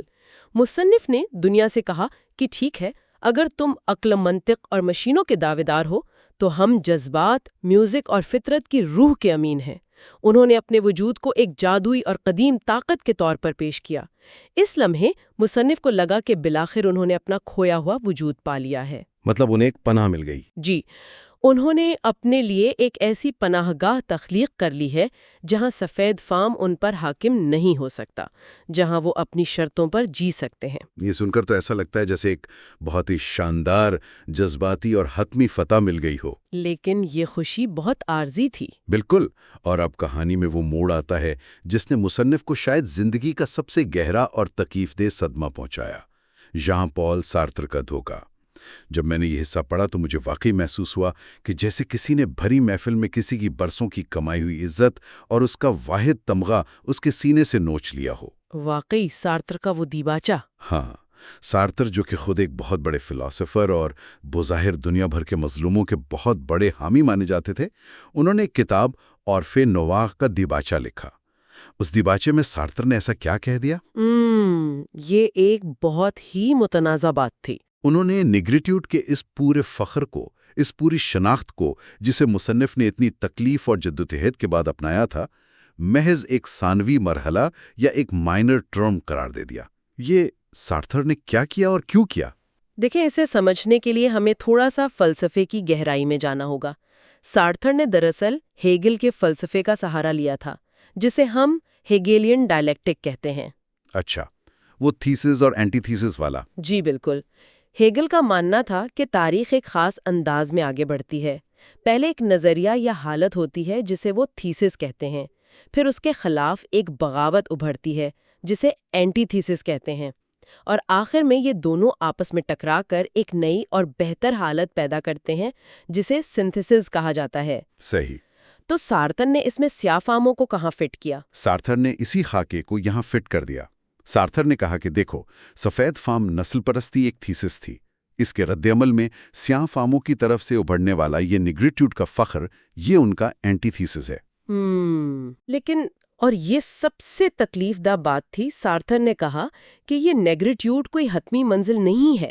دنیا کی اصل منزل تو ایک ایسا معاشرہ ہے جو نسلوں اور طبقوں کی تفریق سے مکمل پاک ہو، یعنی مارکسزم کا ایک مزدور طبقے کا انقلاب، جسے پرولٹیریا کہا جاتا ہے. مطلب ان کی شناخت بس ایک راستہ تھی؟ جی، سارتر کے نزدیک نیگریٹیوڈ محض ایک عبوری، وقتی اور عارضی راستہ تھا جو بالآخر خود کو ختم کر کے اس غیر نسلی معاشرے میں ضم ہو جائے گا. اب یہ بات اگر آپ کسی یونیورسٹی کی کلاس روم میں فلسفیانہ سطح پر پڑھیں تو شاید بہت منطقی لگے، لیکن ایک ایسے شخص کے لیے جو روزانہ نسل پرستی کا عذاب سہتا ہو، اس کا اثر تباہ کن تھا. بالکل تباہ کن. اور وہ درد، وہ کرب ان الفاظ میں صاف چھلکتا ہے جو مصنف نے استعمال کیے ہیں. ذرا خود کو ان کی جگہ رکھ کر تصور کریں. آپ کی پوری شناخت، آپ کا فخر، وہ واحد پناہ گاہ جو آپ نے دنیا کے تانوں، ہتک اور ٹرین میں ملنے والی ان خوفناک نگاہوں سے بچنے کے لیے بڑی مشکل سے بنائی ہو، اور کوئی اسے پل بھر میں ختم کر دے. جی، اور کوئی دانشور اپنے آرام دہ ڈرائنگ روم میں بیٹھ کر اسے محض تاریخ کا ایک عارضی مرحلہ، ایک ٹرانزیشن کہہ دے تو کیسا محسوس ہوتا ہے؟ مصنف کو لگا جیسے کسی نے ان کے پیروں تلے سے زمین کھینچ لی ہو. وہ اپنے وجود کی لڑائی لڑ رہے تھے. ہاں، وہ چیخ چیخ کر اپنی کتاب میں کہہ رہے تھے کہ میری سیاہ رنگت کوئی عبوری پل نہیں ہے، یہ ایک مکمل حقیقت ہے جو میرے جسم پر موجود ہے. وہ اپنی ذات میں ایک مکمل انسان تھے. انہیں کسی سفید فام کی طرف سے وضع کردہ عالمگیر مارکسی نظریے کا محض ایک چھوٹا سا پرزہ یا ایک قدم نہیں بننا تھا. بالکل صحیح بات ہے. سارتر نے ان کی اس انتہائی ذاتی، خون اور پسینے سے لکھی گئی جذباتی حقیقت کو ایک بے جان فلسفیانہ سانچے میں فٹ کر کے اس کی روح ہی مار دی تھی. یہ کیسی ہمدردی تھی جس نے مظلوم سے اس کی واحد طاقت چھین لی؟ میں سمجھتی ہوں کہ یہ مصنف کا ایک بہت ہی بنیادی اور طاقتور اعتراض ہے. وہ سارتر کو اور پوری دنیا کو یہ سمجھا رہے ہیں کہ جب ایک سیاہ فام شخص یا کوئی بھی مظلوم درد محسوس کرتا ہے تو وہ کسی بڑے تاریخی یا فلسفیانہ عمل کا حصہ بن کر نہیں سوچ رہا ہوتا. وہ تو بس تکلیف میں ہوتا ہے. جی، وہ حقیقت میں اپنے گوشت پوشت کے جسم پر درد محسوس کرتا ہے. سارتر نے، جو خود ایک سفید فام، پڑھے لکھے اور با اختیار طبقے سے تعلق رکھتے تھے، یہ حق خود کو دے دیا کہ وہ سیاہ فاموں کے تجربے کو ایک لیبل دے سکیں اور ان کی حتمی منزل طے کر سکیں کہ انہیں کہاں جانا ہے. جو کہ ایک طرح کا ظلم ہی تھا. اگر آپ غور کریں تو یہ بھی ایک طرح کا نوآبادیاتی رویہ ہی تھا. فرق صرف اتنا تھا کہ یہ بندوق کے بجائے فلسفے اور ہمدردی کے لبادے میں پیش کیا گیا تھا. مصنف کو لگا کہ ان کا اپنا تجربہ بیان کرنے کا اور اپنی تاریخ خود بنانے کا حق ان سے دوبارہ چھین لیا گیا ہے. بہت گہری بات ہے. تو اس ساری طویل اور گہری بحث کا مطلب کیا ہے؟ ہم نے مانونی کے اس جھوٹے انحصاری کے نظریے سے لے کر میڈغاسکر کے خوابوں تک، پھر ٹرین کے اس ہولناک واقعے اور جسمانی خواہ کے ٹوٹنے سے لے کر سارترے کی اس فلسفیانہ قینچی تک کا سفر کیا. یہ ایک طویل اور فکر انگیز سفر تھا. جی، اور گفتگو کا نچوڑ اگر نکالا جائے تو وہ یہ ہے کہ معلومات کی اس تیز رفتار اور بے پناہ دنیا میں، جہاں ہم ہر روز نئے لوگوں، نئی ثقافتوں اور مختلف پس منظر رکھنے والے افراد سے ٹکراتے ہیں، ہمیں یہ ضرور دیکھنا چاہیے کہ ہم دوسروں کی شناخت کو کن اینکوں سے دیکھ رہے ہیں. کیا ہم انہیں ویسے ہی قبول کرتے ہیں جیسے وہ ہیں؟ بالکل. کیا ہم واقعی انہیں ان کی اصلیت میں، ان کی مکمل اور پیچیدہ انفرادیت کے ساتھ قبول کرنے کی ہمت رکھتے ہیں؟ یا پھر ہم بھی لاشعوری طور پر بالکل سارترے یا منونی کی طرح انہیں اپنے بنائے ہوئے آرام دہ سانچوں میں، اپنے نظریات میں یا اپنے مفادات کے چھوٹے چھوٹے خانوں میں فٹ کرنے کی کوشش کرتے رہتے ہیں؟ اور دیکھیں، ہمیں یہ یاد رکھنا ہوگا کہ یہ احساس کمتری، یہ جسمانی اور نسلی خاکے، یہ خوف، یہ سب فطری یا پیدائشی نہیں ہیں. یہ سب وہ بھاری بوجھ ہیں جو طاقت اور اختیار کے ڈھانچے ایک انسان کے کندھوں پر زبردستی لاد دیتے ہیں. اور وہ بوجھ نسلوں تک چلتا ہے. جی، مصنف کا یہ سارا تفصیلی مطالعہ ہمیں یہی سکھاتا ہے کہ انسان کو ان خرافات اور لیبلز کے بوجھ سے آزاد کیے بغیر ہم کسی بھی برابری والے منصفانہ معاشرے کا محض خواب بھی نہیں دیکھ سکتے. سچ ہے.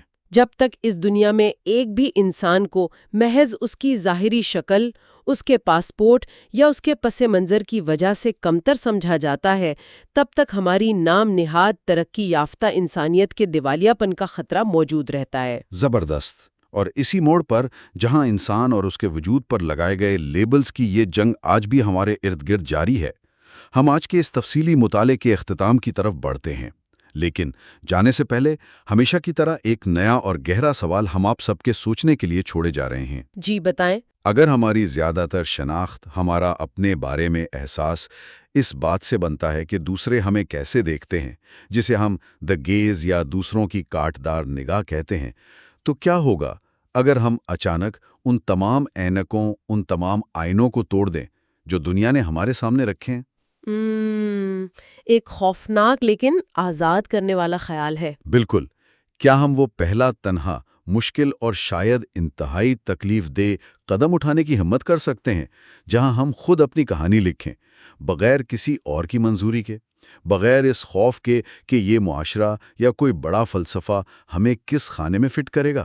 یہ واقعی سوچنے کی بات ہے۔ جی، جیسا کہ ہم نے شروع میں وعدہ کیا تھا، یہ سفر اور یہ کھوج یہاں ختم نہیں ہوتی۔ اگلے لیکچر میں ہم اس سیریز کو اسی جوش اور گہرائی کے ساتھ آگے بڑھائیں گے اور اس کتاب کے اگلے باب پر تفصیلی گفتگو کریں گے۔ تب تک کے لیے اپنے ارد گرد کی دنیا اور ان اینکوں کو جن سے آپ لوگوں کو دیکھتے ہیں ایک نئی نظر سے پرکھتے رہیے۔ آج کی ہماری اس تحقیقی نشست میں آپ سب کا خوش آمدید۔ پچھلے لیکچر میں ہم نے جو مباحث شروع کی تھی کالونائزیشن پر، آج ہم اسی سلسلے کو آگے بڑھائیں گے۔ جی بالکل، اور یہ سفر بہت حیرت انگیز ہونے والا ہے۔ صحیح کہا آپ نے۔ ہمارا آج کا جو گہرا مطالعہ ہے وہ اس کتاب کے چیپٹر 6 پر مبنی ہے، جس کا عنوان ہے دی نیگرو اینڈ سائیکوپیتھولوجی، جو کہ ایک بہت ہی پیچیدہ موضوع ہے۔ اصل میں اس نشست کا بنیادی مقصد ہی یہ سمجھنا ہے کہ سائیکو اینالیسس یا نفسیاتی تجزیہ کے جو بنیادی اصول ہیں نا، جو فرائیڈ یا ایڈلر نے پیش کیے تھے، ہاں، مغربی اصول۔ جی وہی، وہ اصول عام طور پر مغربی معاشروں کے لیے تو ٹھیک کام کرتے ہیں، لیکن جب انہی اصولوں کا اطلاق آباد کاری یعنی کالونائزیشن کے شکار لوگوں پر ہوتا ہے تو حقیقت بالکل بدل جاتی ہے، بالکل الٹ جاتی ہے، کیونکہ ان اصولوں کی بنیاد ہی الگ تھی۔ چلیے اس کو کھول کر دیکھتے ہیں۔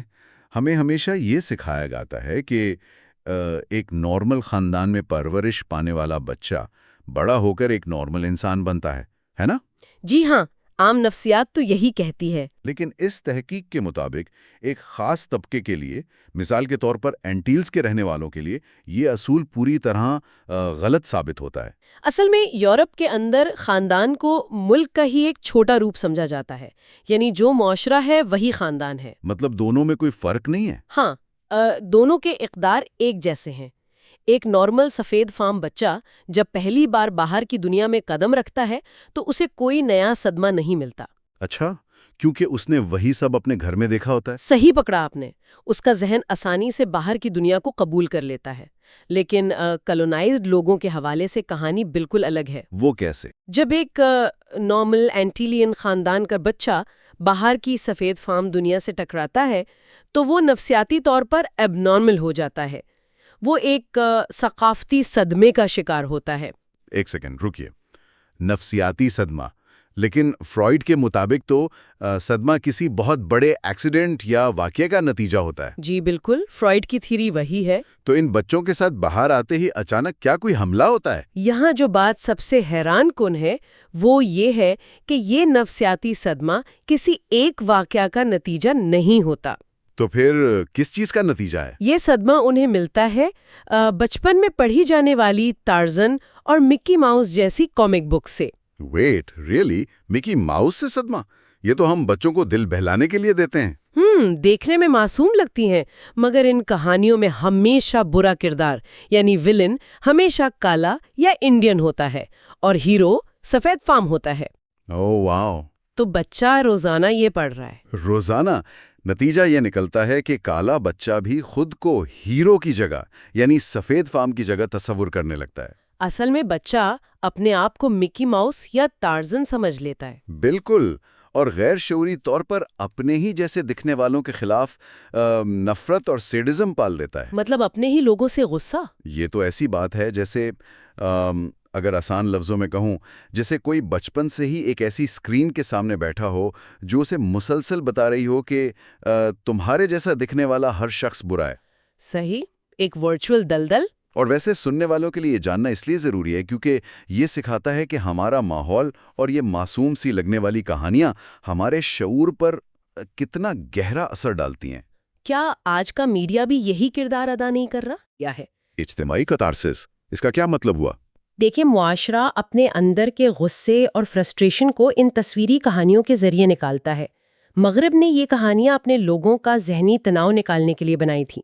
اچھا، یعنی ان کے بچوں کے لیے تو یہ سکون کا ذریعہ تھی؟ جی ہاں، لیکن جب یہی کہانیاں کالونیز میں آتی ہیں تو کالے بچوں کے لیے زہر بن جاتی ہیں، کیونکہ وہ برائی میں خود کو دیکھ رہے ہوتے ہیں۔ واقعی۔ اور پھر یہی بچے جب بڑے ہوتے ہیں تو یہ اثر ایک شدید خوف میں تبدیل ہو جاتا ہے جسے نیگروفوبیا کہتے ہیں۔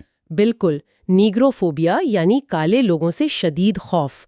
اور یہاں گفتگو میں اینٹی سیمیٹزم یعنی یہودی دشمنی اور نیگروفوبیا کا فرق بہت اہم ہے۔ دونوں نفرت ہیں لیکن ان کی بنیاد الگ ہے نا؟ جی، یہودیوں سے خوف کا تعلق اصل میں ان کی ذہنیت اور دولت جمع کرنے کی صلاحیت سے جوڑا جاتا ہے۔ ایک اینٹی سیمائٹ کو لگتا ہے کہ یہودی معاشی طور پر انہیں قابو کر لیں گے۔ مطلب وہاں خوف دماغ اور پیسے سے ہے۔ صحیح، لیکن دوسری طرف جب نیگروفوبیا کی بات آتی ہے تو کالے شخص کو محض ایک جنسی اور جسمانی خطرے کے طور پر دیکھا جاتا ہے۔ ایک بایولوجیکل خطرہ۔ بالکل، یہ خوف اتنا گہرا ہے کہ کالے شخص کو مردانہ طاقت کی ایک خوفناک علامت سمجھ لیا جاتا ہے۔ سفید فام معاشرہ اس کے جسم سے ڈرتا ہے۔ یہاں آ کے بات واقعی بہت دلچسپ ہو جاتی ہے کیونکہ فروئڈ بھی تو کہتا ہے کہ نفرت کے پیچھے اکثر ایک غیر شعوری خواہش یا احساس کمتری چھپی ہوتی ہے۔ اگر ہم اس کو بڑی تصویر سے جوڑ کر دیکھیں تو سفید فام معاشرے کا یہ خوف اصل میں ان کا اپنا میسوچزم یعنی ہدازیاتی ہے۔ میسوچزم، اسے تھوڑا کھولیے۔ یعنی وہ اپنے اندر کی دبی ہوئی جنسی اور وحشیانہ خواہشات کو دوسرے پر یعنی کالے شخص پر مسلط کر دیتے ہیں۔ انہیں لگتا ہے جو برائی ان کے اندر ہے وہ باہر کسی شخص میں ہے۔ ہو، تو وہ اصل میں اپنے ہی اندر کے شیطان سے ڈر رہے ہوتے ہیں لیکن اسے ایک چہرہ دے دیتے ہیں۔ جی، وہی حدود جن میں وہ قید ہے وہ سمجھتے ہیں کہ سامنے والا ان سے آزاد ہے۔ یہ تو دماغ کو چکرانے والی بات ہے۔ لیکن اگر یہ ذہنیت اتنی ہی عام ہے تو کیا یہ انسان کی فطرت میں شامل ہے؟ یہی تو سب سے بڑا دھوکہ تھا، اور اسی لیے ہمیں کارل یونگ کے مشہور نظریے کلیکٹیو انکانشس یا اجتماعی غیر شعور کی طرف آنا پڑے گا۔ ہاں، جنگ کا وہی نظریہ کہ آرکیٹائپس جیسے برائی کی علامت نسل در نسل ہمارے دماغ میں منتقل ہوتے ہیں۔ جی بالکل، یونگ کا ماننا تھا کہ انسان کا دماغ اندھیرے یا برائی سے ڈرنا ورثے میں پاتا ہے، لیکن اس مطالعے میں اس کی سخت تردید کی گئی ہے۔ تردید یعنی فینون جونگ کو غلط ثابت کر رہا ہے۔ مکمل طور پر۔ فینون بتاتے ہیں کہ یہ کوئی بایولوجیکل یا فطرتی وراثت نہیں ہے، یہ 100% ثقافتی طور پر سکھایا جاتا ہے۔ مطلب سوسائٹی نے سکھایا ہے؟ ہاں، دیکھیں، یورپ کی ثقافت نے صدیوں تک کالے رنگ کو گناہ، برائی اور موت کے ساتھ جوڑ دیا ہے۔ شیطان کا کالا ہونا، کالے فرشتے کی غیر موجودگی۔ بالکل، فرشتے تو ہمیشہ نورانی اور سفید دکھائے جاتے ہیں۔ تو جب ایک اینٹیلین یعنی کالا شخص اس ثقافت میں بڑا ہوتا ہے تو وہ غیر شعوری طور پر انہی تصورات کو اپنا لیتا ہے۔ اور نتیجہ یہ نکلتا ہے کہ وہ خود اپنے آپ سے نفرت کرنے لگتا ہے، کیونکہ اس کے ذہن میں اچھائی اور سچائی کا مطلب صرف سفید ہونا ہے۔ اسی دکھ کو تو ایمے سیزیر نے اپنی شاعری میں بیان کیا تھا۔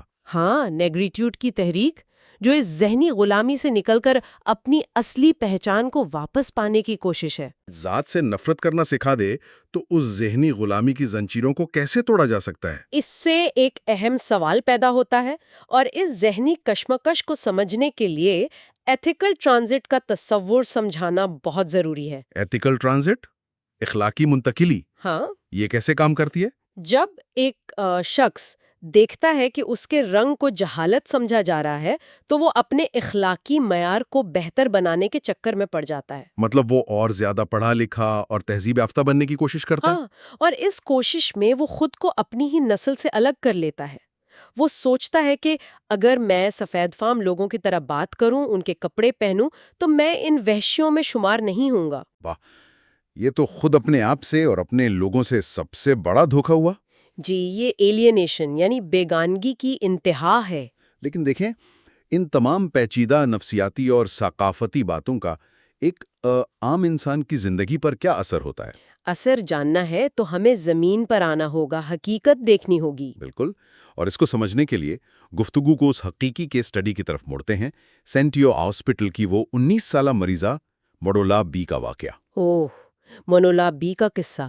یہ کیس اس ساری بحث کی ایک خوفناک حقیقت ہے۔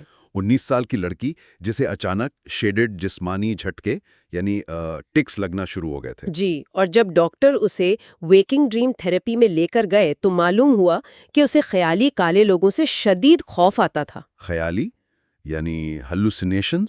ہاں، اسے لگتا تھا کہ کالے لوگ آگ کے گرد رقص کر رہے ہیں اور اسے جلا دیں گے۔ لیکن حیرت کی بات تو یہ تھی کہ اس نے حقیقت میں کبھی ایسی کسی چیز کا سامنا ہی نہیں کیا تھا۔ اس نے کسی کالے شخص کو دیکھا ہی نہیں تھا۔ بالکل نہیں دیکھا تھا، اس کا ان سے کوئی واسطہ ہی نہیں تھا۔ تو پھر یہ خوف، یہ جھٹکے اس کے دماغ میں آئے کہاں سے؟ تھراپی کے دوران معلوم ہوا کہ بچپن میں اس کے باپ کے گھر میں ایک ٹام ٹام ڈرم بجتا تھا۔ اچھا، وہ جو ڈرمز کالونی سے لائے تھے۔ جی، اب ایک طرف اس ڈرم کی آواز اور دوسری طرف وہ ثقافتی کہانیاں جو اس نے سن رکھی کہ تھیں۔ وحشی لوگ جنگل میں اس آواز پر ناچتے ہیں۔ صحیح، ان دونوں چیزوں نے مل کر اس کے ذہن میں ایک تصوراتی خوف کو جنم دیا جو آگے چل کر ایک حقیقی بیماری بن گیا۔ ڈاکٹر کو اسے تھراپی میں خیالی فرشتوں کا سہارا لے کر ٹھیک کرنا پڑا۔ تو سب کا مطلب کیا ہے؟ اگر ہم اسے غور سے سوچیں تو فرضی کہانیاں اور ثقافتی خوف کتنے طاقتور ہوتے ہیں کہ وہ ایک انسان کے جسم اور دماغ پر پوری طرح قبضہ کر سکتے ہیں۔ بالکل، اور یہ بالکل اس بات کا ثبوت ہے کہ myth of the Negro کوئی ہوا میں اڑنے والا ذہنی فلسفہ نہیں ہے۔ مطلب یہ ایک ٹھوس حقیقت ہے۔ جی ہاں، یہ ایک ایسی حقیقت ہے جو لوگوں کی زندگیاں تباہ کر سکتی ہے۔ اور اس تباہی کا کوئی ایکس رے بھی نہیں نکال سکتا، کیونکہ بیماری سوسائٹی کی ہوا میں موجود ہوتی ہے۔ صحیح کہا آپ نے، جب ہوا ہی ایسی ہو تو انسان کیسے بچے گا؟ یعنی ہم سب ان کہانیوں کی پیدائش ہیں جو ہمارے ارد گرد گھوم رہی ہیں۔ گفتگو کے آخر میں سننے والوں کے لیے ایک نیا اور تھوڑا گہرا سوال چھوڑنا چاہتا ہوں۔ ضرور، یہ آخر میں فکر کے لیے ضروری ہے۔ اگر گزرے دور کی کتابیں جیسے ٹارزان یا ڈرم کی آوازیں ایسی طاقتور کلچرل امپوزیشن یعنی ثقافتی مسلط کر سکتی تھیں جن سے حقیقی خوف جنم لیتے تھے، تو ذرا سوچئے آج کا دور۔ آج کا ڈیجیٹل دور۔ جی، کیا آج کی ڈیجیٹل الگوریدمز یا سوشل میڈیا کی فیڈز ہمارے شعور میں نئے آرکیٹائپس اور خوف پیدا نہیں کر رہے؟ اوہ واقعی، جن کا شاید ہمیں اندازہ تک نہیں ہے۔ بالکل۔ کیا ہم آج بھی کسی نئے اور انجان ثقافتی جال میں نہیں پھنس رہے؟ جو کردار ٹارزن نے ادا کیا، آج شاید وہی کام ایک وائرل ویڈیو کر رہی ہے۔ یہ واقعی ذہن کو جھنجھوڑنے والا خیال ہے۔ اور اسی فکر انگیز سوال کے ساتھ آج کی اس گہرے مطالعے کی نشست کا وقت یہاں ختم ہوتا ہے۔ لیکن یہ سفر جاری ہے۔ بالکل، آنے والے اگلے لیکچر میں ہم اس کتاب کے اگلے چیپٹر پر گفتگو کریں گے، اس لیے سننے والے اس سلسلے کے اگلے حصے کا انتظار ضرور کریں۔ آج کے لیے بس اتنا ہی۔ تصور کیجئے کہ سینکڑوں سال کی جارحانہ غلامی کے بعد ایک دن اچانک کسی طبقے یا معاشرے کو آزادی تحفے میں دے دی جائے۔ ہاں، بنا کسی خون خرابے کے یا ٹکراؤ کے۔ بالکل، بنا کسی ٹکراؤ کے، سڑکوں پر نکلنے کے بغیر۔ ظاہر ہے عام شعور میں یہ ایک عظیم مہربانی لگتی ہے، ایک بہت خوبصورت انجام۔ لیکن اور یہاں ایک بڑا سوال ہے، کیا ہو اگر یہی تحفہ کسی فرد کی نفسیات کو ہمیشہ کے لیے ذہنی غلام بنا دے؟ مطلب قانون تو بدل گیا لیکن ذہن نہیں بدلا۔ صحیح کہا۔ تو آج ہم اسی بات پر غور کر رہے ہیں کہ کیا آزادی واقعی ایسی چیز ہے جو کوئی کسی کو دے سکتا ہے، یا یہ وہ طاقت ہے جسے صرف اور صرف اپنے حق کے طور پر چھینا ہی جا سکتا ہے؟ ہم عام طور پہ سوچتے ہیں کہ کسی قانون کے پاس ہونے یا ہاتھوں کی زنجیریں ٹوٹنے کا مطلب مکمل آزادی ہے۔ ہاں، جیسے منزل مل گئی ہو۔ بالکل، لیکن اصل داخلی اور نفسیاتی زنجیریں اتنی آسانی سے نہیں گرتی۔ زندگی میں اصل ٹکراؤ یعنی اصل کشمکش اکثر آزادی ملنے کے ٹھیک بعد شروع ہوتی ہے۔ اور آج کی اس ہماری گہری تحقیق میں ہم انہی الجھنوں کو سلجھانے کی کوشش کر رہے ہیں۔ آج کا ہمارا یہ تجزیہ کتاب کے آخری اور سب سے اہم حصے پر مبنی ہے، چیپٹر 7 اور چیپٹر 8، جس میں دی نیگرو اینڈ ریکگنیشن اور بائی وے آف کنکلوژن شامل ہیں۔ ہاں، اور یہ حصے اس لیے ضروری ہیں کیونکہ یہ ان تمام پچھلی فلسفیانہ بحثوں کو ایک انتہائی مضبوط اور اثر انگیز نتیجے پر لا کر کھڑا کرتے ہیں۔ صحیح۔ اس تحقیق کا اصل مقصد یہ سمجھنا ہے کہ جب کوئی مخصوص طبقہ اپنی شناخت کی تراش میں ہوتا ہے تو وہ نفسیاتی اور فلسفیانہ طور پر کن مراحل سے گزرتا ہے، اور آخر کار ماضی کی زنجیروں سے آزاد ہو کر اپنے مستقبل کو کیسے بناتا ہے۔ تو چلیے اس سب کو تفصیل سے سمجھنے کی کوشش کرتے ہیں۔ ضرور۔ دیکھیں، اس شناخت کی کشمکش کی بنیاد کو حقیقی معنوں میں سمجھنے کے لیے ہمیں سب سے پہلے فرد کے داخلی ذہن اور اس کے معاشرتی ماحول کے درمیان ہونے والے ٹکراؤ میں اترنا ہوگا۔ یعنی معاشرے اور فرد کا آپس کا رشتہ۔ بالکل۔ اگر ہم کتاب میں دی گئی مارٹینیکی کی مثال لیں جو ایک غلامانہ ماضی رکھتا ہے، تو وہاں ایک انتہائی عجیب نفسیاتی دباؤ نظر آتا ہے۔ یہاں پر الفریڈ ایڈلر کی انڈیویجول سائیکالوجی کے اصول بہت گہرائی سے لاگو ہوتے ہیں۔ او اچھا، ایڈلر کا حوالہ یہاں کیسے آتا ہے؟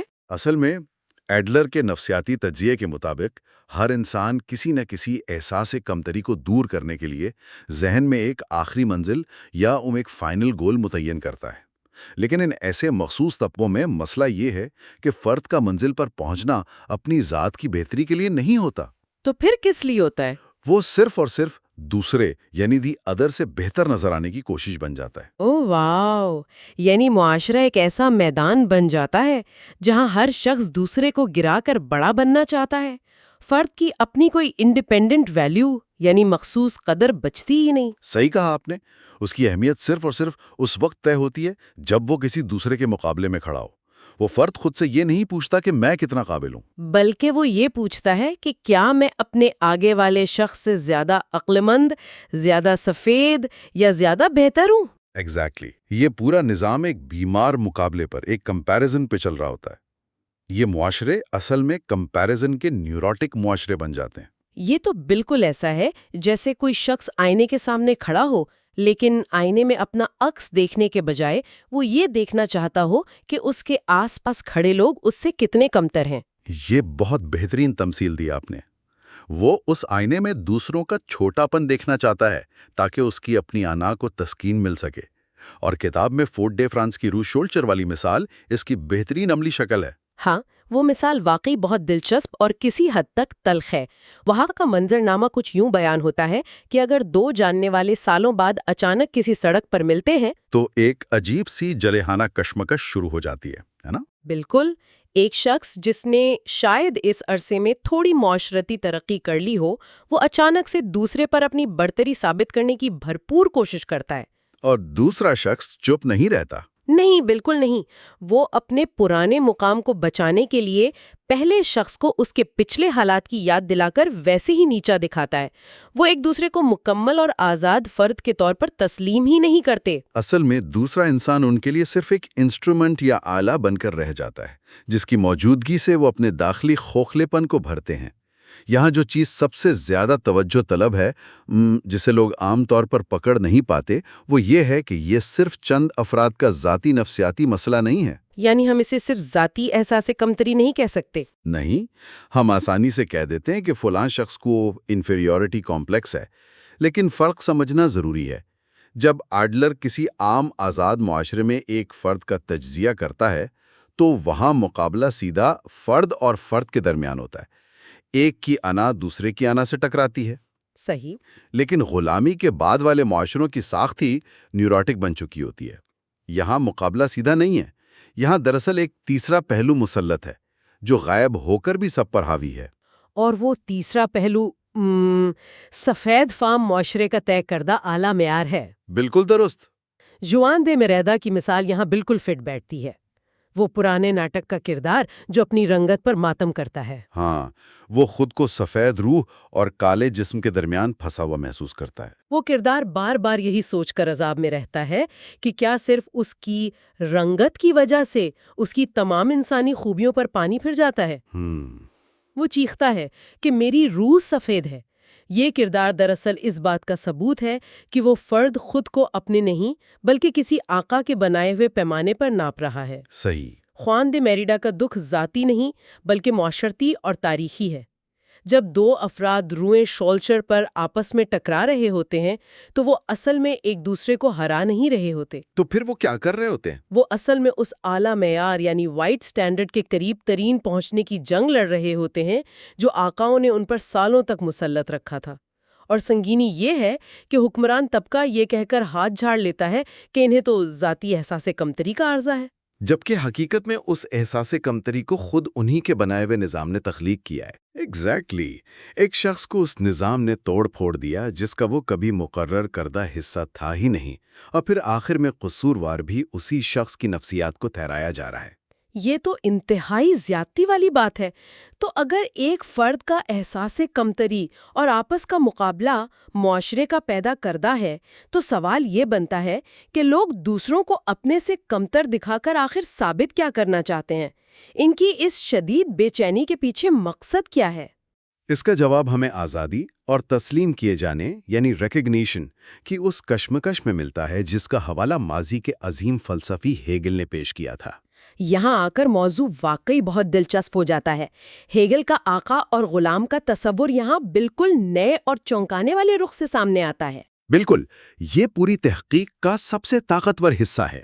ہیگل کہتا ہے کہ انسانی شعور یعنی سیلف کانشسنس اکیلے میں یا تنہائی میں کبھی مکمل طور پر بیدار نہیں ہوتا۔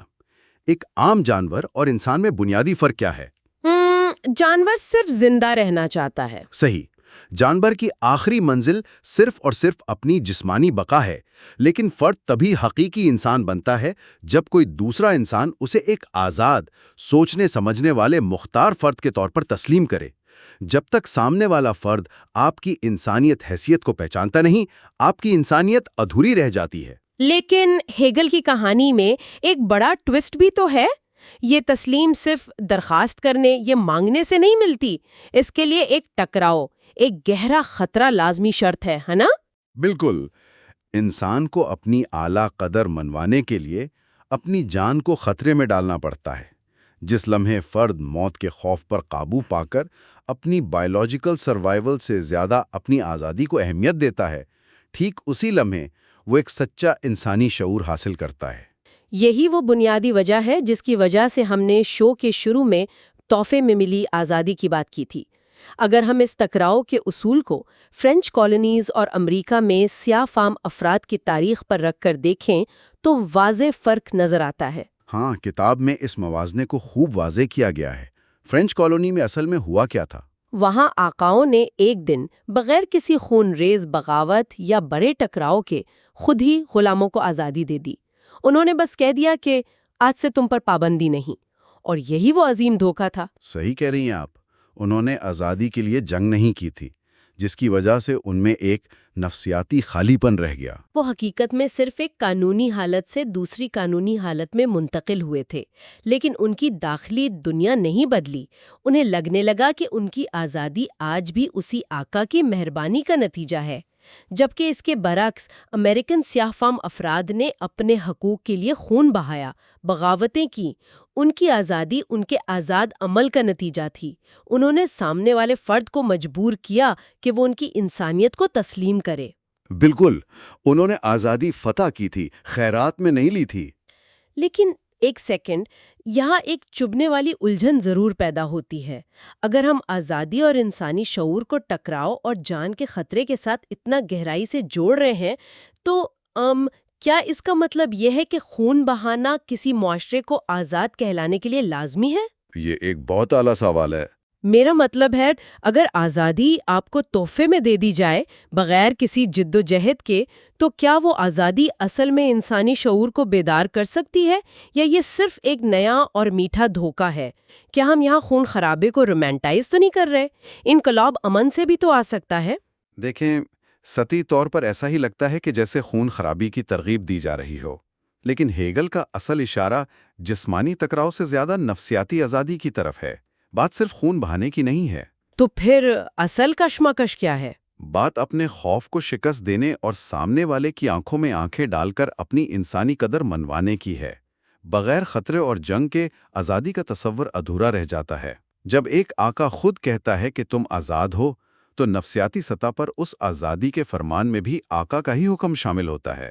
اوہ، یعنی اس میں آزادی کم اور ترس کھانا زیادہ شامل ہوتا ہے۔ صحیح، ایک سچا انسانی شعور اس وقت جنم لیتا ہے جب وہ دی گئی پابندیوں کو ماننے سے خود انکار کرتا ہے۔ جب سامنے سے مخالفت ہی نہ ہو تو فرد کو اپنی طاقت کا اندازہ کیسے ہوگا؟ وہ آزاد تو کہلاتا ہے، لیکن اندر سے اس نے اس آزادی کو اپنا وجودی حق سمجھ کر فتح نہیں کیا ہوتا۔ میں سمجھ رہی ہوں، یہ تو ایسے ہی ہے جیسے ایک محل کسی ایسے شخص کو مفت میں دے دیا جائے جس نے ساری زندگی جھونپڑی میں گزاری ہو۔ وہ اس محل میں رہے گا ضرور، لیکن اس کی ذہنیت وہی ڈری ہوئی رہے بھی، کیونکہ اس نے اس کی تعمیر میں اپنا پسینہ نہیں بہایا۔ بہترین مثال، وہ ہمیشہ یہی سوچے گا کہ جس نے محل دیا ہے وہ کسی بھی وقت ناراض ہو کر اسے واپس چھین سکتا ہے۔ آزادی پر اس کا اصولاً کوئی حق نہیں ہے، صرف قبضہ ہے۔ اور اسی وجہ سے وہ ہمیشہ آقائے کے سٹینڈرڈ پر پورا اترنے کی کوشش کرتا رہے گا۔ تو اس پیچیدہ فلسفیانہ بحث کے بعد کتاب کا آخری حصہ ایک عظیم نتیجے پر پہنچتا ہے۔ شناخت کی اس الجھن کا حل کیا ہے آخر؟ ماضی کے بوجھ سے آزادی کیسے ملتی ہے؟ یہاں ہمیں سمجھنے کے لیے کارل مارکس کا ایک بہترین اصول ملتا ہے۔ مارکس نے کہا تھا کہ سچا معاشرتی انقلاب اپنی شاعری یعنی اپنا اصل جذبہ ماضی سے نہیں لیتا بلکہ مستقبل سے لاتا ہے۔ یعنی نئے انقلاب کو مردوں کو دفن ہونے دینا چاہیے۔ ایگزیکٹلی۔ اور اسی سوچ کو آگے بڑھاتے ہوئے کتاب میں دو بالکل مختلف افراد کی کشمکش کا چونکانے والا موازنہ کیا گیا ہے۔ ایک طرف ایک پڑھا لکھا شخص ہے اور دوسری طرف لے رابرٹ کے گنے کے کھیتوں میں کام کرنے والا ایک عام مزدور۔ ہاں، ان دونوں کی ایلینیشن یعنی بیگانگی میں بڑا فرق ہے۔ جو پڑھا لکھا شخص ہے اس کی جنگ ذہنی اور فلسفیانہ ہوتی ہے۔ وہ انہی سوالوں میں الجھا رہتا ہے کہ میرے آباء و اجداد کے ساتھ سینچریز پہلے کیا ہوا تھا۔ صحیح، اور مزدور کا حال بالکل مختلف ہے۔